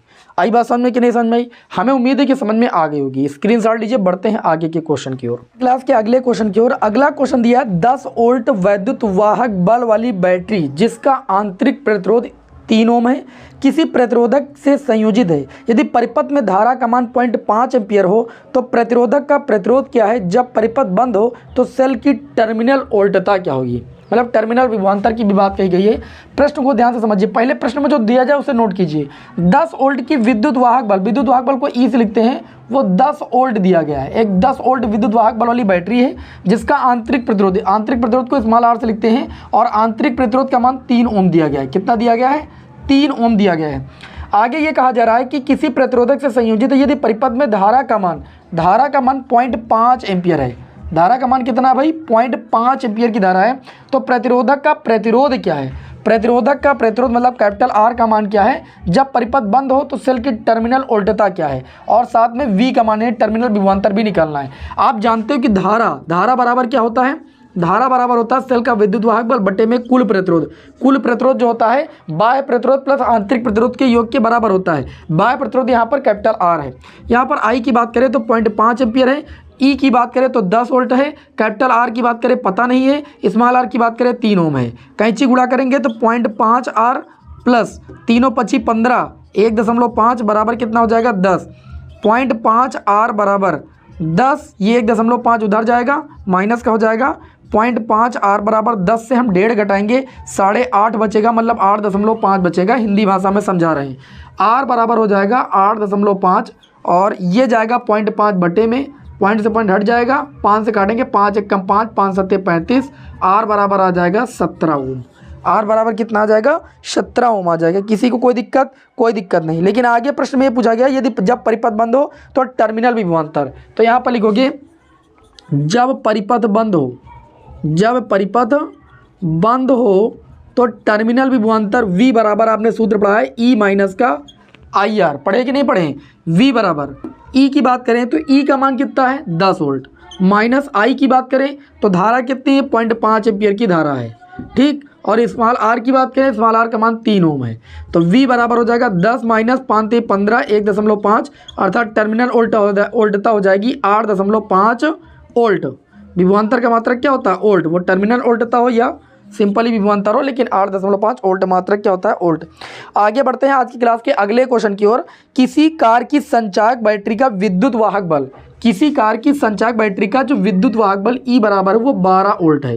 कितना है भैया, 12 वोल्ट है। आगे प्रश्न में ये पूछा गया है कि यदि बैटरी का आंतरिक प्रतिरोध 0.5 ओम हो, आंतरिक प्रतिरोध स्मॉल r बराबर 0.5 ओम हो, तो बैटरी से ली जाने वाली अधिकतम धारा का मान क्या होगा। अधिकतम धारा का मान क्या होगा, यदि बाह्य प्रतिरोध शून्य है तो निकाय में धारा अधिकतम होगी। देखो इसमें बता दिया गया, मैं पहले आपको बता दूं, जब बाह्य प्रतिरोध शून्य होता है, जब बाह्य प्रतिरोध का मतलब कैपिटल आर शून्य होता है तो जो धारा होती है वो मैक्सिमम होती है, आई मैक्स होती है। तो इसी आई मैक्स का मान निकालना है। आई बराबर ई बटे क्या अभी बताया, capital R plus small R. धारा कब अधिकतम होती है, जब बाह्य प्रतिरोध शून्य होता है।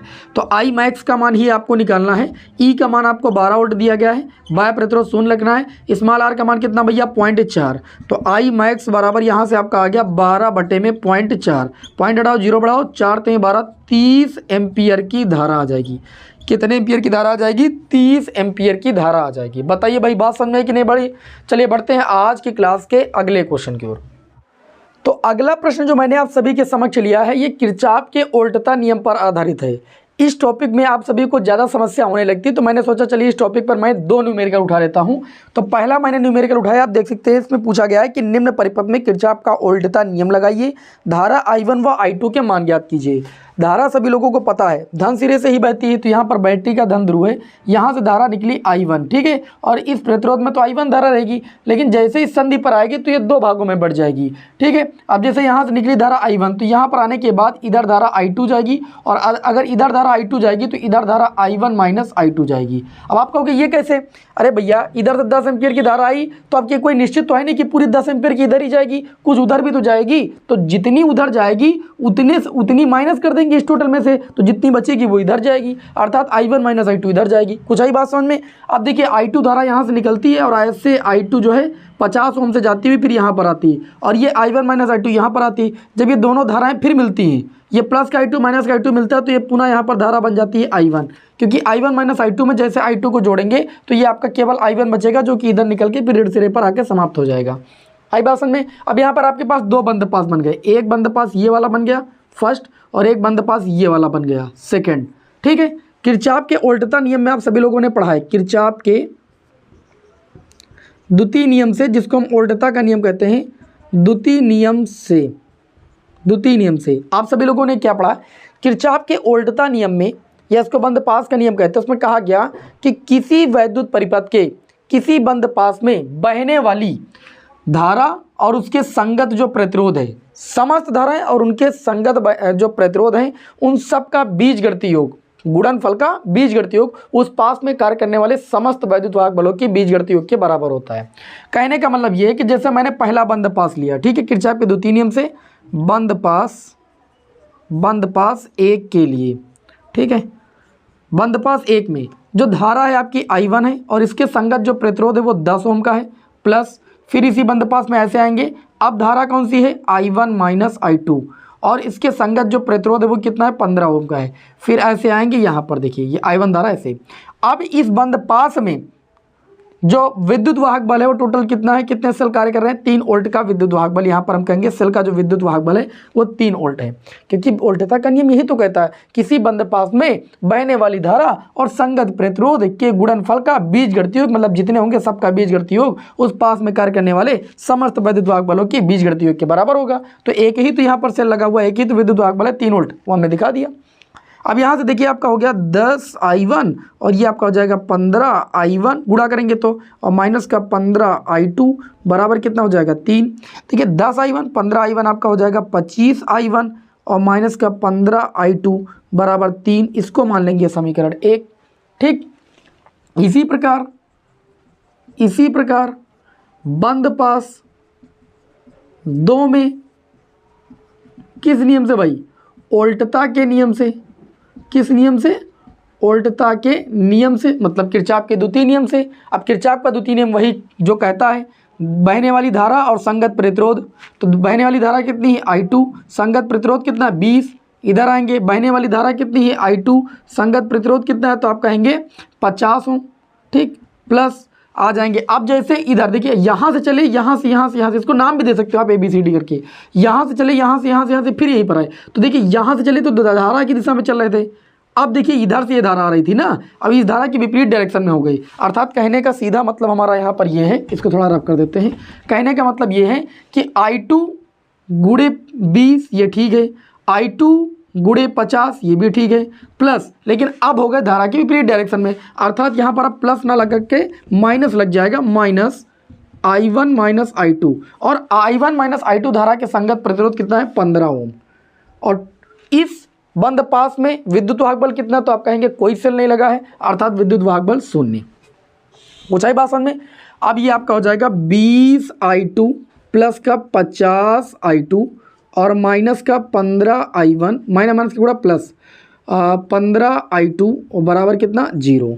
भैया 20 और 50 मिलके हो जाएगा 70I2, और यहाँ पर देखिए 70 और 15 और I2 है ना, 70 और 15 जोड़ लीजिए कितना हो जाएगा? 70 और 15 85I2 हो जाएगा, 85I2 माइनस 15I1 बराबर 0। ये हो गई समीकरण 2।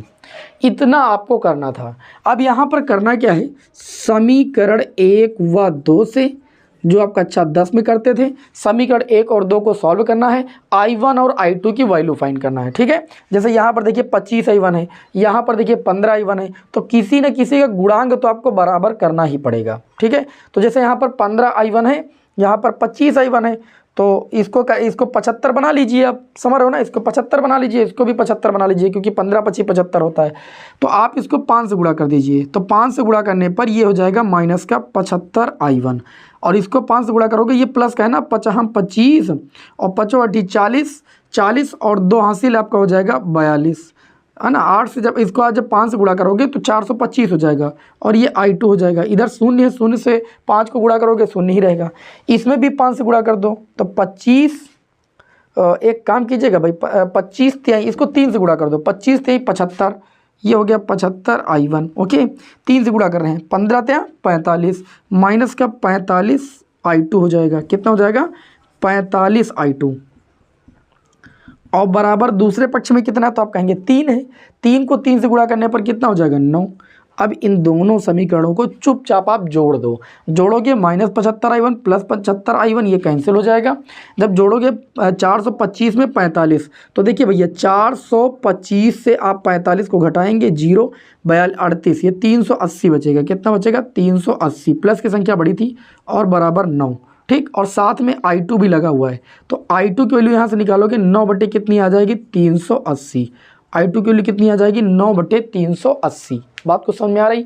जब इसी तरीके से आप I1 की वैल्यू निकालेंगे, तो I1, ये I2 की वैल्यू किसी समीकरण में रख दीजिए, I1 की वैल्यू आ जाएगी। जैसे मैंने I2 की वैल्यू निकाली, तो इस तरीके से किरचॉफ के उल्टता नियम को लगा करके हम किसी भी परिपथ में बहने वाली धाराओं का मान ज्ञात करते हैं। इस प्रश्न में यही पूछा गया था कि धारा का मान निकालिए। चलिए बढ़ते हैं नेक्स्ट क्वेश्चन की ओर। अब अगला क्वेश्चन ले लेते हैं। देखिए ये प्रश्न आपके 2023 में ही पूछा गया है, ठीक है, और किरचॉफ के उल्टता नियम पर आधारित, तो मैंने सोचा चलिए इसको भी ले लेते हैं। यहाँ पर आप देख सकते हो, इसमें पूछा गया दर्शाए गए परिपथ में 10 ओम के प्रतिरोध में प्रवाहित धारा का मान ज्ञात कीजिए। 10 ओम के प्रतिरोध में, यहाँ पर जो 10 ओम है इसमें प्रवाहित धारा का मान ज्ञात कीजिए। लेकिन अब फिगर दिया तो धारा तो आपको शो करना आना चाहिए। देखिए हमने कहा धारा धन सिरे से प्रवाहित होती है। यहाँ से मान लीजिए धारा I1 निकली, यहाँ पर भी जाएगी, तो यहाँ पर भी I1 ही धारा जाएगी, लेकिन इस संधि पर आने के बाद ये दो भागों में टूट जाएगी। ठीक, अब इधर देखिए, अगर इधर चली गई I2 तो 100% इधर जाएगी I1 माइनस I2, मैंने अभी बताया आपको। ठीक, अब ये I1 I2 इधर से गई और ये दोनों धाराएं आकर के यहाँ पर मिलेंगी, तो यहाँ पर पुनः धारा कौन सी निकलेगी? आपकी I1 धारा निकलेगी, और फिर यहाँ पर आ जाएगी। आई कुछ बात समझ में? अब इसको नाम भी आप दे सकते हो, इसको नाम दे सकते हो A B, है ना, अपने हिसाब से आप नाम दे सकते हो, C, उसके बाद D, ओके, उसके बाद E F G H, आप अपने हिसाब से नाम भी दे सकते हो। यहाँ पर 2 बंदपास बनेंगे, एक बंदपास बनेगा B A C, ठीक है, और उसके बाद यहाँ पर D, ये वाला बंदपास बनेगा। इस बात को थोड़ा समझिएगा, ये वाला बंदपास, इसको हम पहला बंदपास मान लेंगे। ठीक, तो लिखेंगे किरचॉफ के द्वितीय नियम से बंदपास, किस बंदपास में? 1 में, और एक बंदपास ऊपर बन जाएगा ये वाला। ठीक है, हमको इस 10 ओम के प्रतिरोध में प्रवाहित धारा का मान निकालना है, और 10 ओम के प्रतिरोध में हम धारा कितनी प्रवाहित कर रहे हैं? I2, यानी I2 का मान निकालना है। तो यहाँ पर उल्टता का नियम लगाएंगे। यहाँ पर देखिए B A C, हम नाम नहीं लिख रहे हैं, आप लिख लेना B।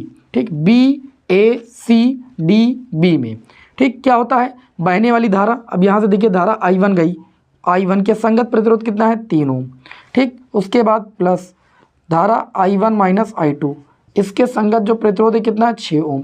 फिर यहाँ से आते हुए अब देखिए इसमें जो आपका विद्युत वाहक बल है वो कितना है? आप कहेंगे 4.5 वोल्ट। ओके, तो ये हो जाएगा 3I1 प्लस का 6I1 माइनस का 6I2 बराबर 4.5।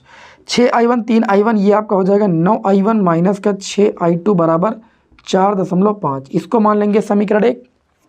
ठीक है, इसी प्रकार बंदपास 2 के लिए किरचॉफ के द्वितीय नियम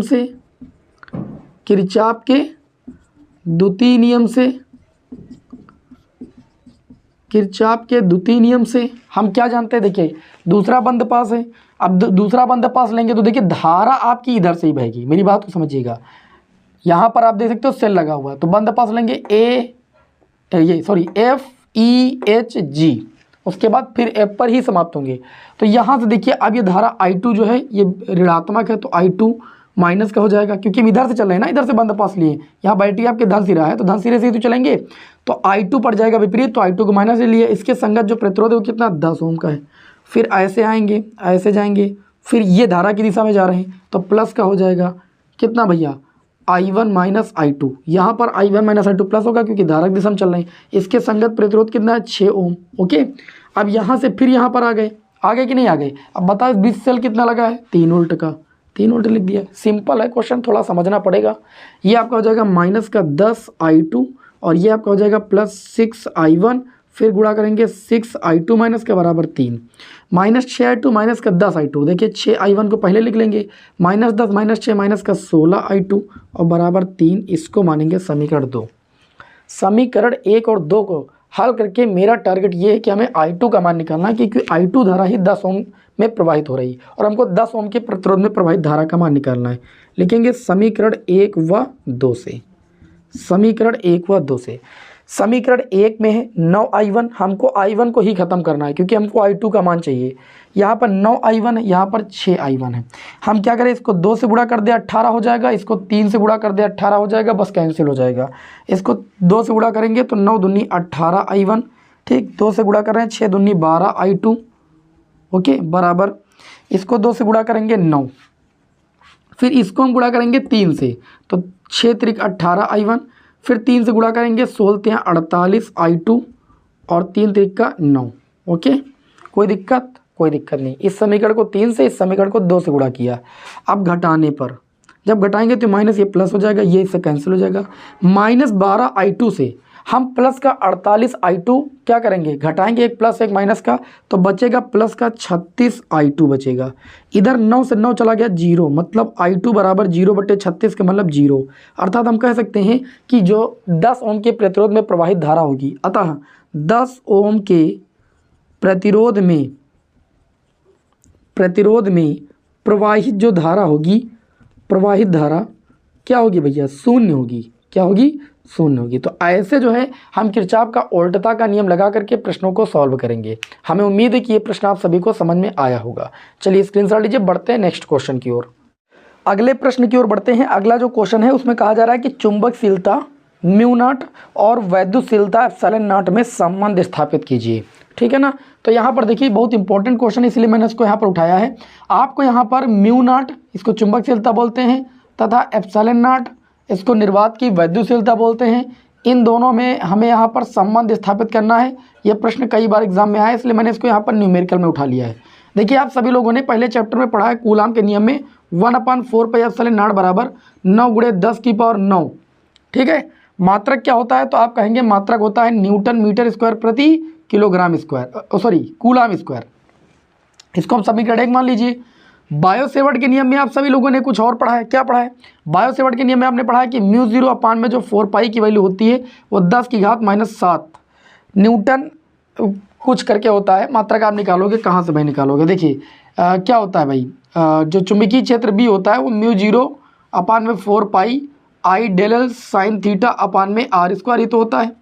तो यहाँ पर जो इसका मात्रक होगा चुंबकीय क्षेत्र का मात्रक, ठीक है, B और गुणे में r² और बटे में I डेल्टा L, ये मात्रक सारे लिख दीजिए। यहाँ पर μ0 अपान 4 पाई का मात्रक आ जाएगा। हमारे समझ से न्यूटन पर एम्पियर स्क्वायर इसका मात्रक आया था। ठीक है, न्यूटन पर एम्पियर स्क्वायर आप निकाल लीजिए ना, F बराबर I/BL साइन थीटा से B का मात्रक तो F/IL हो जाएगा, यानी B का जो मात्रक आएगा न्यूटन प्रति एम्पियर मीटर आएगा, न्यूटन प्रति एम्पियर मीटर, और गुणे में दूरी का मात्रक मीटर स्क्वायर, बटे में धारा का मात्रक एम्पियर, और ये आपके डेल L दूरी है, दूरी का मात्रक मीटर।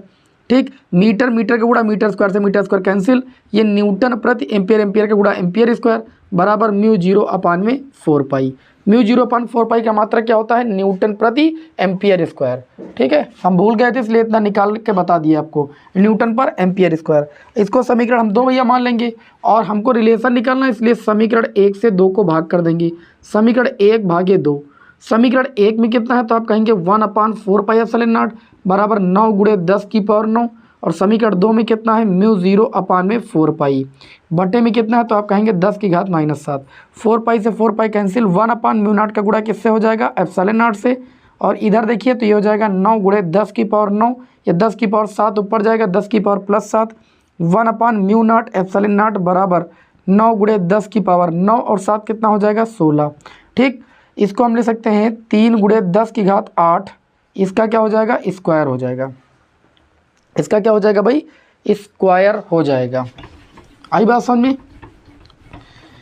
अब 3 गुणे 10 की घात 8 जो होता है वो निर्वात में प्रकाश की चाल होती है, जहां हम कह सकते हैं कि c बराबर होता है 3 गुणे 10 की घात 8 मीटर प्रति सेकंड।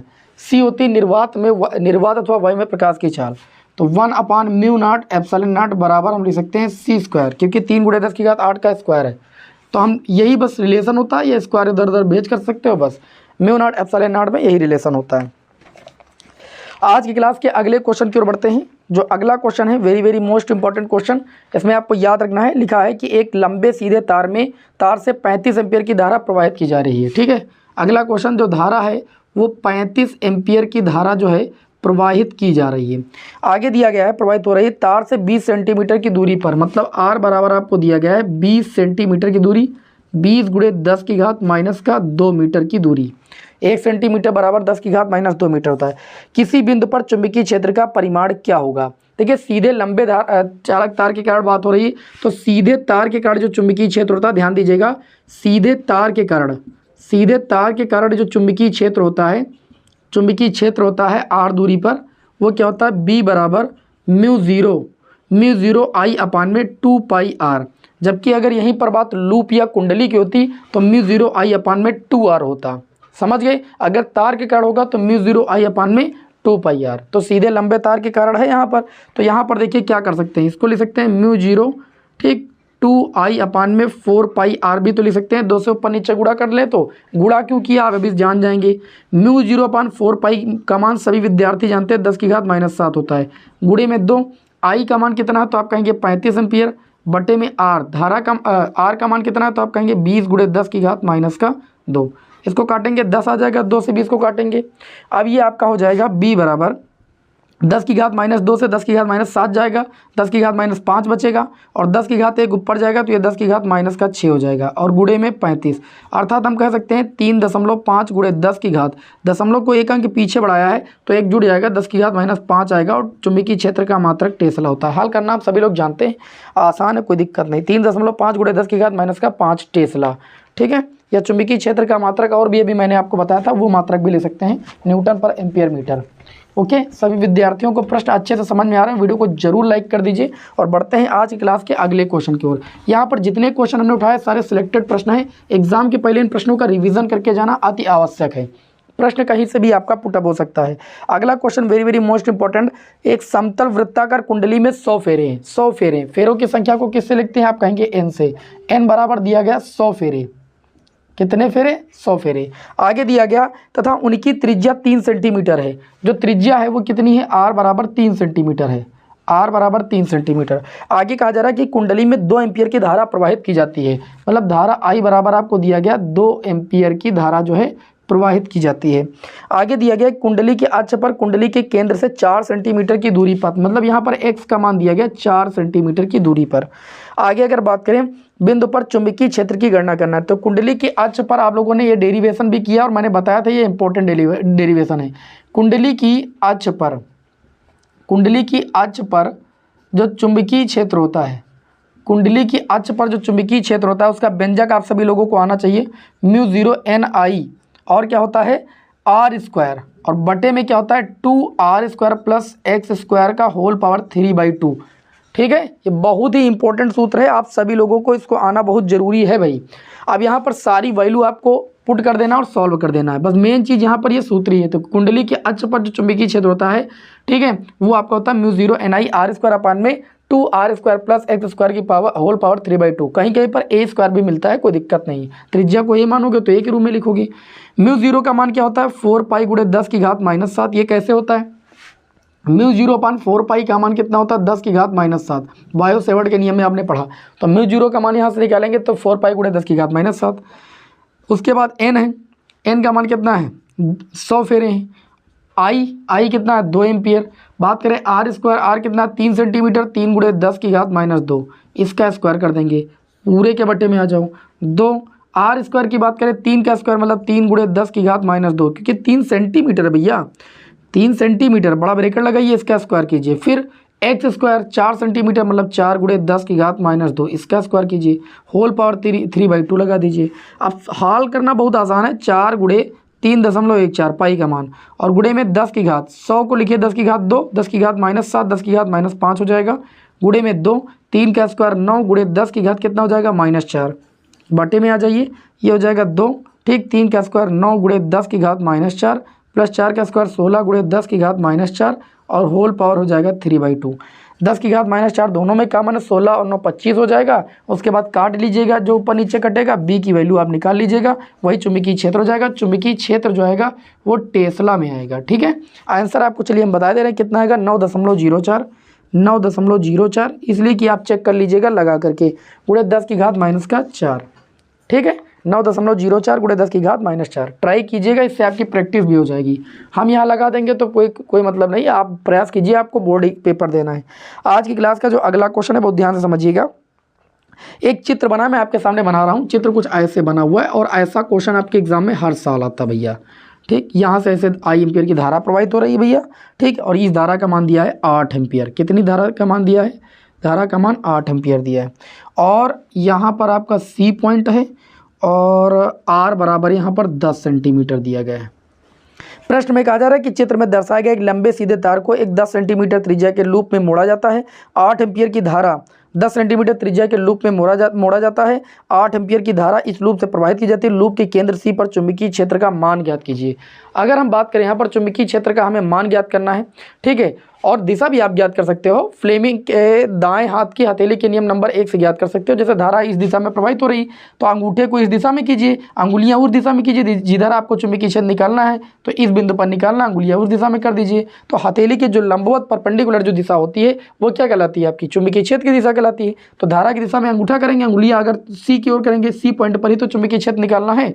तो जो इस सीधे तार के कारण जो चुंबकीय क्षेत्र होगा, पहले देखो, तो पहली बात बता दूं, यहाँ पर लूप के रूप में मोड़ा गया है तो लूप के कारण भी सी पर आपकी चुंबकीय क्षेत्र की तीव्रता आएगी, और एक सीधा तार है इसके कारण 2 तीव्रताएं आएंगी। अगर आपने पढ़ा है, जैसे पहले चैप्टर में पढ़ा था वैद्युत क्षेत्र की तीव्रता, तो वैद्युत क्षेत्र की तीव्रता एक सदिश राशि है, उसी तरीके से वैद्युत क्षेत्र की तीव्रता भी सदिश राशि है, ठीक है। और आपको पता है कि अगर तीव्रताएं एक ही डायरेक्शन में होती है, चाहे वैद्युत क्षेत्र की तीव्रता हो चाहे चुंबकीय क्षेत्र की तीव्रता हो, तो परिणामी जो है उनका जुड़ता है। अगर तीव्रताएं विपरीत डायरेक्शन में होती है तो उनका परिणामी जो होता है उनके अंतर से प्राप्त होता है। ये चीज़ आप पहले चैप्टर से पढ़ते चले आ रहे हो। तो यहाँ पर पहले सीधे तार के कारण निकालेंगे, सीधे तार के कारण, ठीक, फिर लूप के कारण, क्योंकि यहाँ पर दो चीज़ें हैं ना, सीधे तार के कारण भी सी पर निकाला जा सकता है और लूप के कारण भी निकाला जा सकता है। तो सीधे तार के कारण चुंबकीय क्षेत्र निकालेंगे, चुंबकीय क्षेत्र की तीव्रता, इसको हम B1 नाम दे देंगे। तो तार के कारण अभी मैंने बताया था, तार के कारण जो चुंबकीय क्षेत्र होता है वो होता है μ0I/2πr। लूप के कारण 2πr नहीं होता, 2r होता है। अगर फेरों की संख्या दी होगी तो n लगा देंगे बस। तो ये हो जाएगा B1 बराबर μ0I का मान पता है, गुणे में 8 एम्पियर बटे में 2π, r का मान कितना है, देखो यहाँ से यहाँ तक की जो दूरी होगी वो 10 सेंटीमीटर तो है, तो r का मान रख दीजिएगा। चलो अभी रखते नहीं फिलहाल, r के स्थान पर r, इसको समीकरण मान लेते हैं। लेकिन जो इसकी दिशा होगी, जब फ्लेमिंग के दाएं हाथ के हथेली के नियम नंबर 1 से ज्ञात करेंगे तो इसकी जो दिशा होगी वो क्या होगी, कागज तल के लंबवत अंदर की ओर, कागज तल के लंबवत अंदर की ओर, ठीक है, या नीचे की ओर भी कह सकते हो, अंदर की ओर होगी। मैक्सवेल के दक्षिणावर्ती पेज के नियम से भी ज्ञात कर सकते हो, यही दिशा आएगी, क्योंकि चुंबकीय क्षेत्र की दिशा इन्हीं 2 नियमों से ज्ञात ही की जाती है। फिर सीधे तार के कारण हो गया। अब लूप के कारण बिंदु सी पर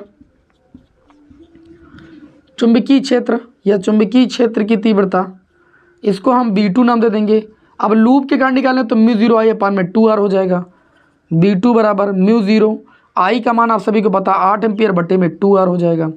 लेकिन इसकी जो दिशा आएगी, जब लूप के कारण आप दिशा निकालोगे तो इसकी जो दिशा आएगी वो हथेली के लंबवत बाहर की ओर होगी, ठीक है। या हम कह सकते हैं कागज तल के लंबवत बाहर की ओर होगी। नियम लगा लेना, कागज तल के लंबवत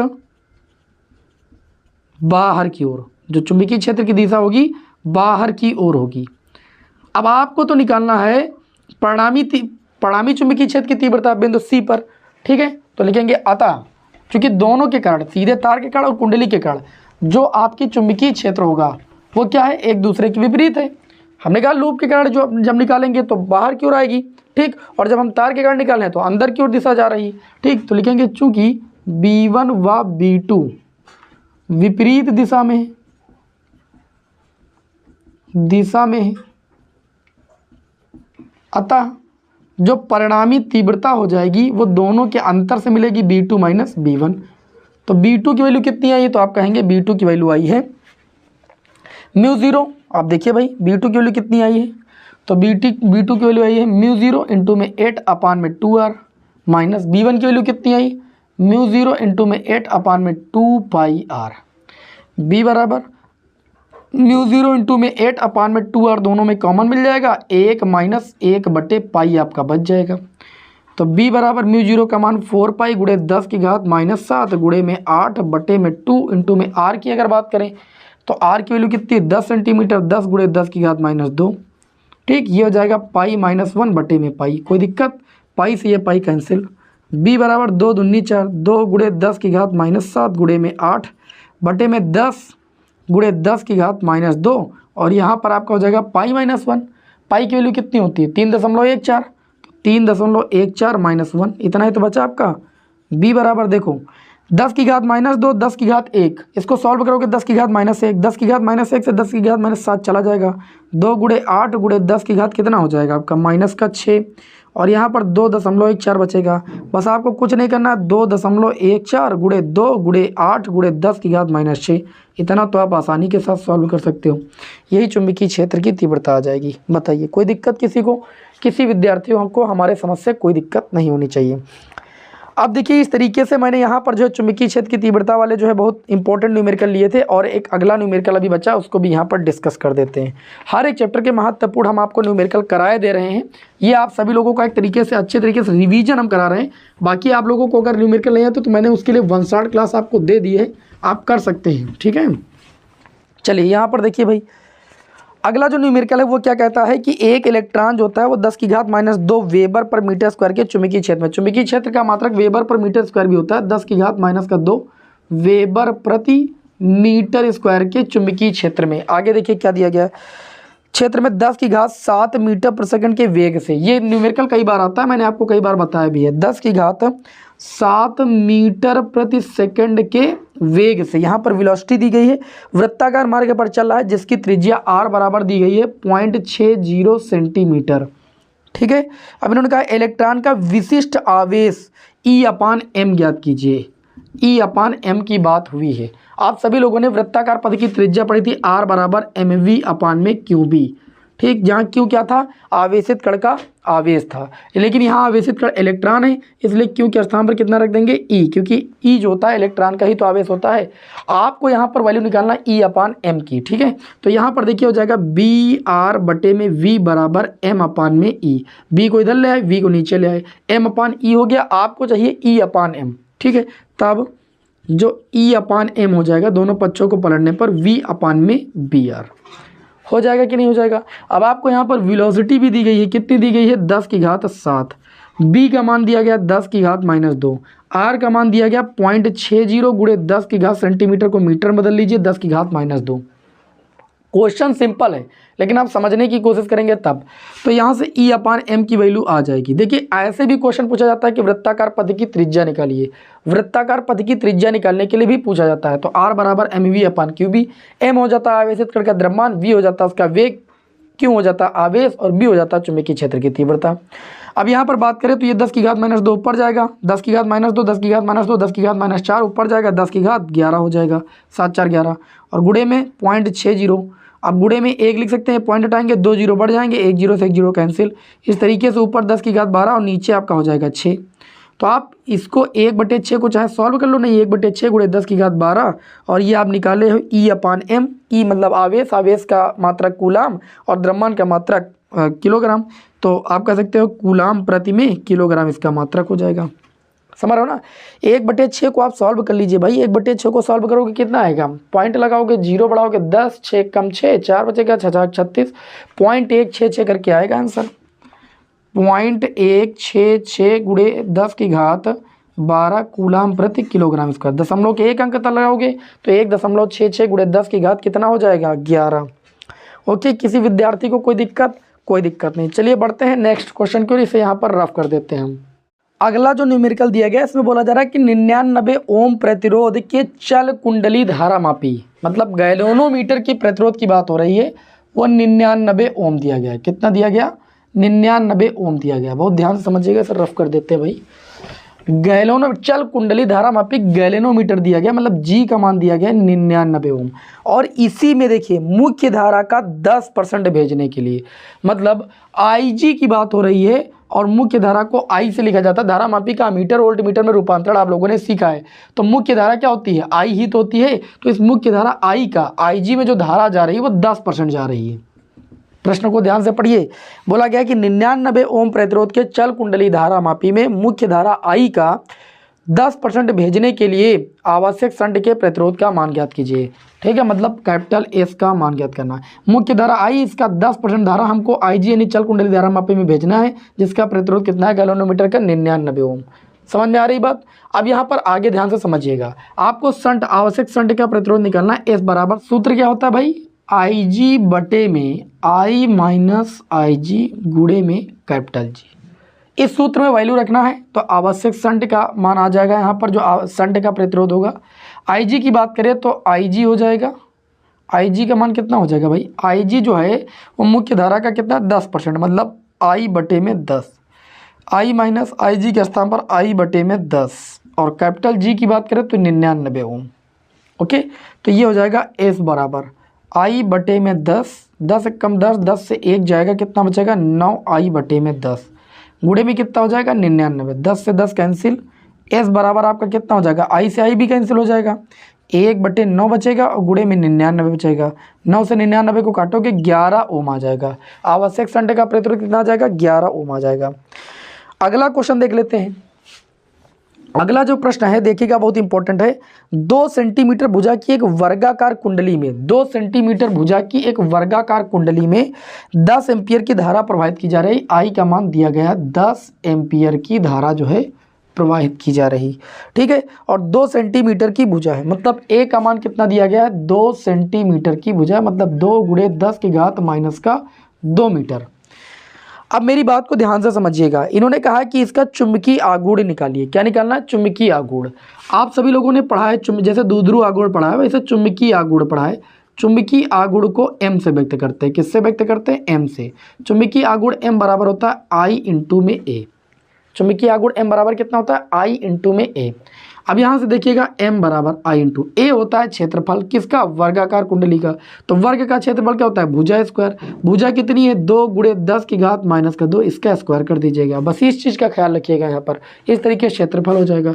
M बराबर I का मान 10 एम्पियर, 2 का स्क्वायर 4 गुणे 10 की घात माइनस का 4। M बराबर 10 चौको 40 गुणे 10 की घात माइनस का 4। चुंबकीय द्विध्रुव आघूर्ण का अगर मात्रक की बात करें तो धारा का मात्रक एम्पियर और क्षेत्रफल का मात्रक metre square. Ampere metre square का मात्रक हो जाएगा, और ये आपके इस प्रश्न का आंसर हो जाएगा। बताइए यहाँ तक बात समझ में अच्छी तरीके से आई कि नहीं आई। हमें उम्मीद है कि आपको बहुत ही अच्छी तरीके से न्यूमेरिकल समझ में आ गए होंगे। अगला न्यूमेरिकल देखते हैं भैया, स्वप्रेरण गुणांक से संबंधित न्यूमेरिकल है। एग्जाम में स्वप्रेरण गुणांक और अन्योन्य प्रेरण गुणांक से संबंधित भी न्यूमेरिकल एग्जाम में पूछे जाते हैं, तो उस पर आधारित मैंने 2 महत्वपूर्ण न्यूमेरिकल उठाए हैं। चलिए इनको भी यहाँ पर सॉल्व कर लेते हैं, अच्छे तरीके से आपको समझा देते हैं। देखिए आपका न्यूमेरिकल ऐसा ज़्यादा एग्जाम में देखने को मिला कि किसी कुंडली से बद्ध चुंबकीय फ्लक्स फाई बराबर, सबसे पहले इसको बता देते हैं, फाई बराबर समीकरण दे दी गई xt²। ठीक है, ये क्या है, फ्लक्स है। तो फाई बराबर xt² और t बराबर 3 पर, मतलब t बराबर 3 सेकेंड पर आपको क्या करना है, किसका मान निकालना है, t बराबर 3 पर प्रेरित विद्युत वाहक बल E का मान कितना दिया गया है, 9 वोल्ट दिया गया है। कितना दिया गया है, 9 वोल्ट दिया गया है।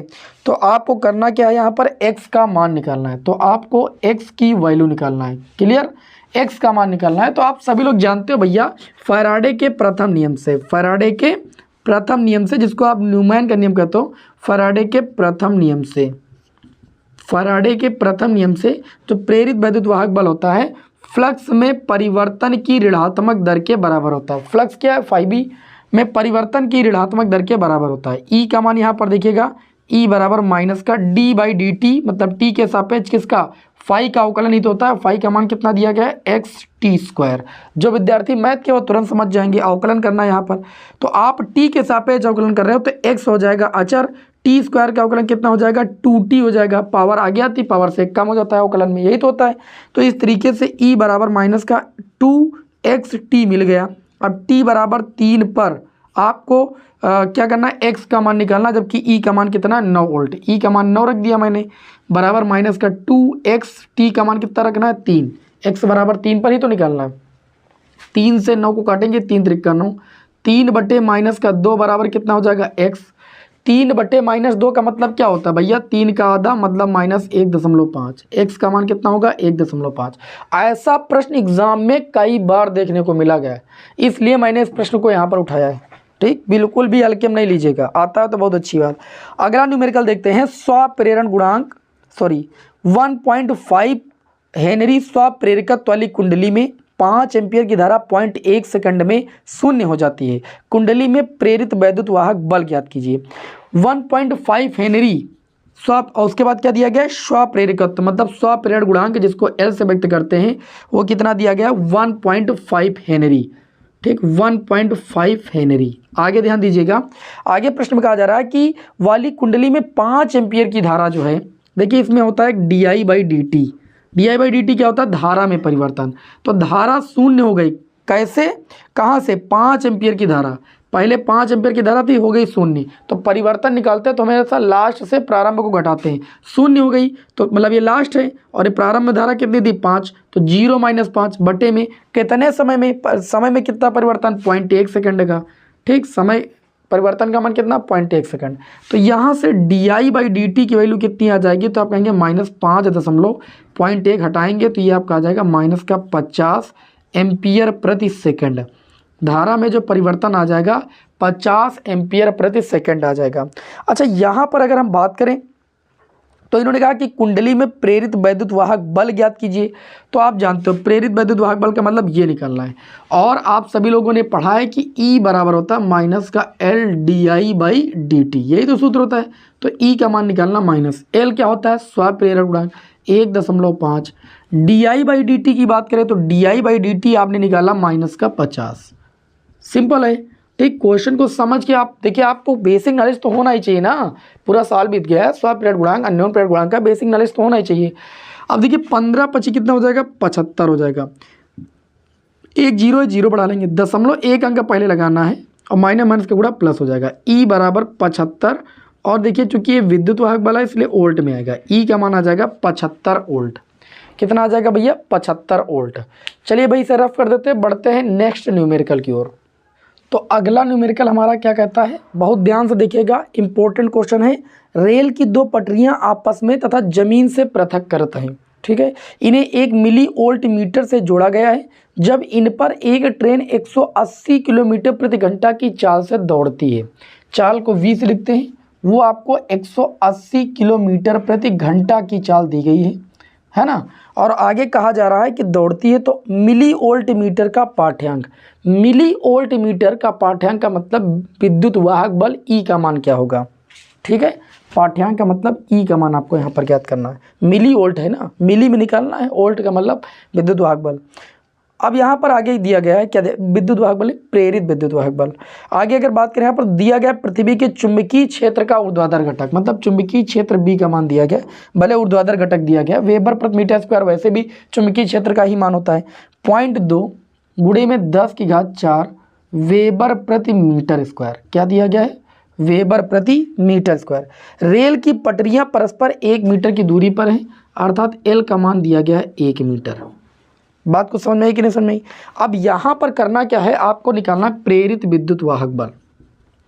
प्रेरित विद्युत वाहक बल आप सभी लोगों ने पढ़ा है, E बराबर BVL, पढ़े हो कि नहीं पढ़े हो।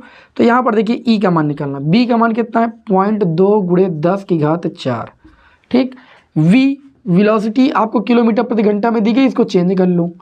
1 किलोमीटर बराबर 1000 मीटर, 1 घंटा बराबर 3600 सेकंड, या हम कह सकते हैं घंटा बराबर 60 मिनट, 1 मिनट बराबर 60 सेकंड। 2 जीरो से 2 जीरो कैंसिल, ठीक। 6 3 18 हो जाएगा, 3 1 कम 3, 3 दूनी 6 हो जाएगा, ठीक। और उसके बाद 2 1 कम 2 और ये कट जाएगा, मतलब ये आ जाएगा 50 मीटर प्रति सेकंड। मीटर प्रति सेकंड में आप बदल सकते हो 50 मीटर प्रति सेकंड। 50 से गुणा कर दीजिए, ये हो गया v का मान, l का मान 1 है तो यहाँ पर आप गुणा कर दीजिए। 50 दूना 100 हो जाएगा, 0.1 अंक आगे लग जाएगा, 10 हो जाएगा, गुणे में 10 की घात 4, ठीक। लंबाई का मान कितना है 1, मतलब l का मान 1, तो ये आपका हो जाएगा 10 की घात 5 वोल्ट आया। आपको इसे मिली वोल्ट में लाना है तो 10 की घात -3 से गुणा कीजिए, 10 की घात -3 से भाग कर दीजिए, कोई दिक्कत। तो ये हो जाएगा E बराबर, ये भाग वाला ऊपर आएगा, 10 की घात +3 हो जाएगा, 10 की घात 5 हो गया, 10 की घात -3 को हम मिली लिख सकते हैं। अब ये आ गया मिली वोल्ट में, अर्थात ये हो जाएगा 10 की घात 8, 5 3 कितना हो जाएगा 8 मिली वोल्ट। क्या हो जाएगा मिली वोल्ट हो जाएगा। आई बात समझ में कि नहीं समझ में आई? अच्छा क्वेश्चन था इसलिए मैंने इसको यहाँ पर उठाया, ठीक है। और हमें उम्मीद है कि आप सभी लोग इसे नहीं भूलेंगे। और अगले न्यूमेरिकल को देखते हैं। तो अगले न्यूमेरिकल में क्या कहा जा रहा है कि एक कुंडली का स्वप्रेरण गुणांक 40 मिली हेनरी है। स्वप्रेरण गुणांक को किससे लिखते हैं? एल से। 40 मिली हेनरी है, एल बराबर 40 गुणे 10 की घात -3 हेनरी इसे बोल सकते हैं।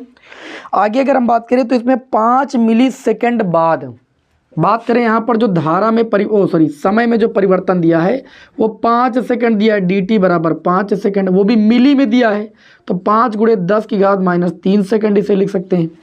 और बता जा रहा कि जो धारा है 2 एम्पियर से 12 एम्पियर हो गई, अर्थात जो धारा में परिवर्तन है वो कितने का हो रहा है 12 - 2, अगर 2 से 12 हुई इसका मतलब 10 एम्पियर धारा का क्या हो रहा है परिवर्तन हो रहा है। प्रश्न में ये कहा गया है कि कुंडली में विद्युत वाहक बल का मान ज्ञात कीजिए। विद्युत वाहक बल को E से लिखते हैं और मैंने अभी सूत्र बताया E बराबर माइनस का L DI बाई कितना होता है DT। ये आपके नवीनतम जो मॉडल पेपर है यूपी बोर्ड द्वारा जारी किया गया उसमें ये प्रश्न आया है, इसीलिए मैंने उसको उठाया है। E बराबर माइनस का L का मान कितना है तो आप कहेंगे 40 गुणे 10 की घात -3। DI धारा में परिवर्तन 10 एम्पियर, समय में परिवर्तन 5 सेकंड दिया, मतलब 5 गुणे 10 की घात -3। तो यहाँ पर देखिए इसे सॉल्व करेंगे हम तो 5 8 40 हो जाएगा। E बराबर -8 हो गया, गुणे 10 की घात -3 से 10 की घात -3 कैंसिल हो गया, ये 10 बचा। E बराबर आ जाएगा -80 वोल्ट आ जाएगा। कितना आ जाएगा -80 वोल्ट आ जाएगा। ये आपके इस क्वेश्चन का राइट आंसर हो जाएगा।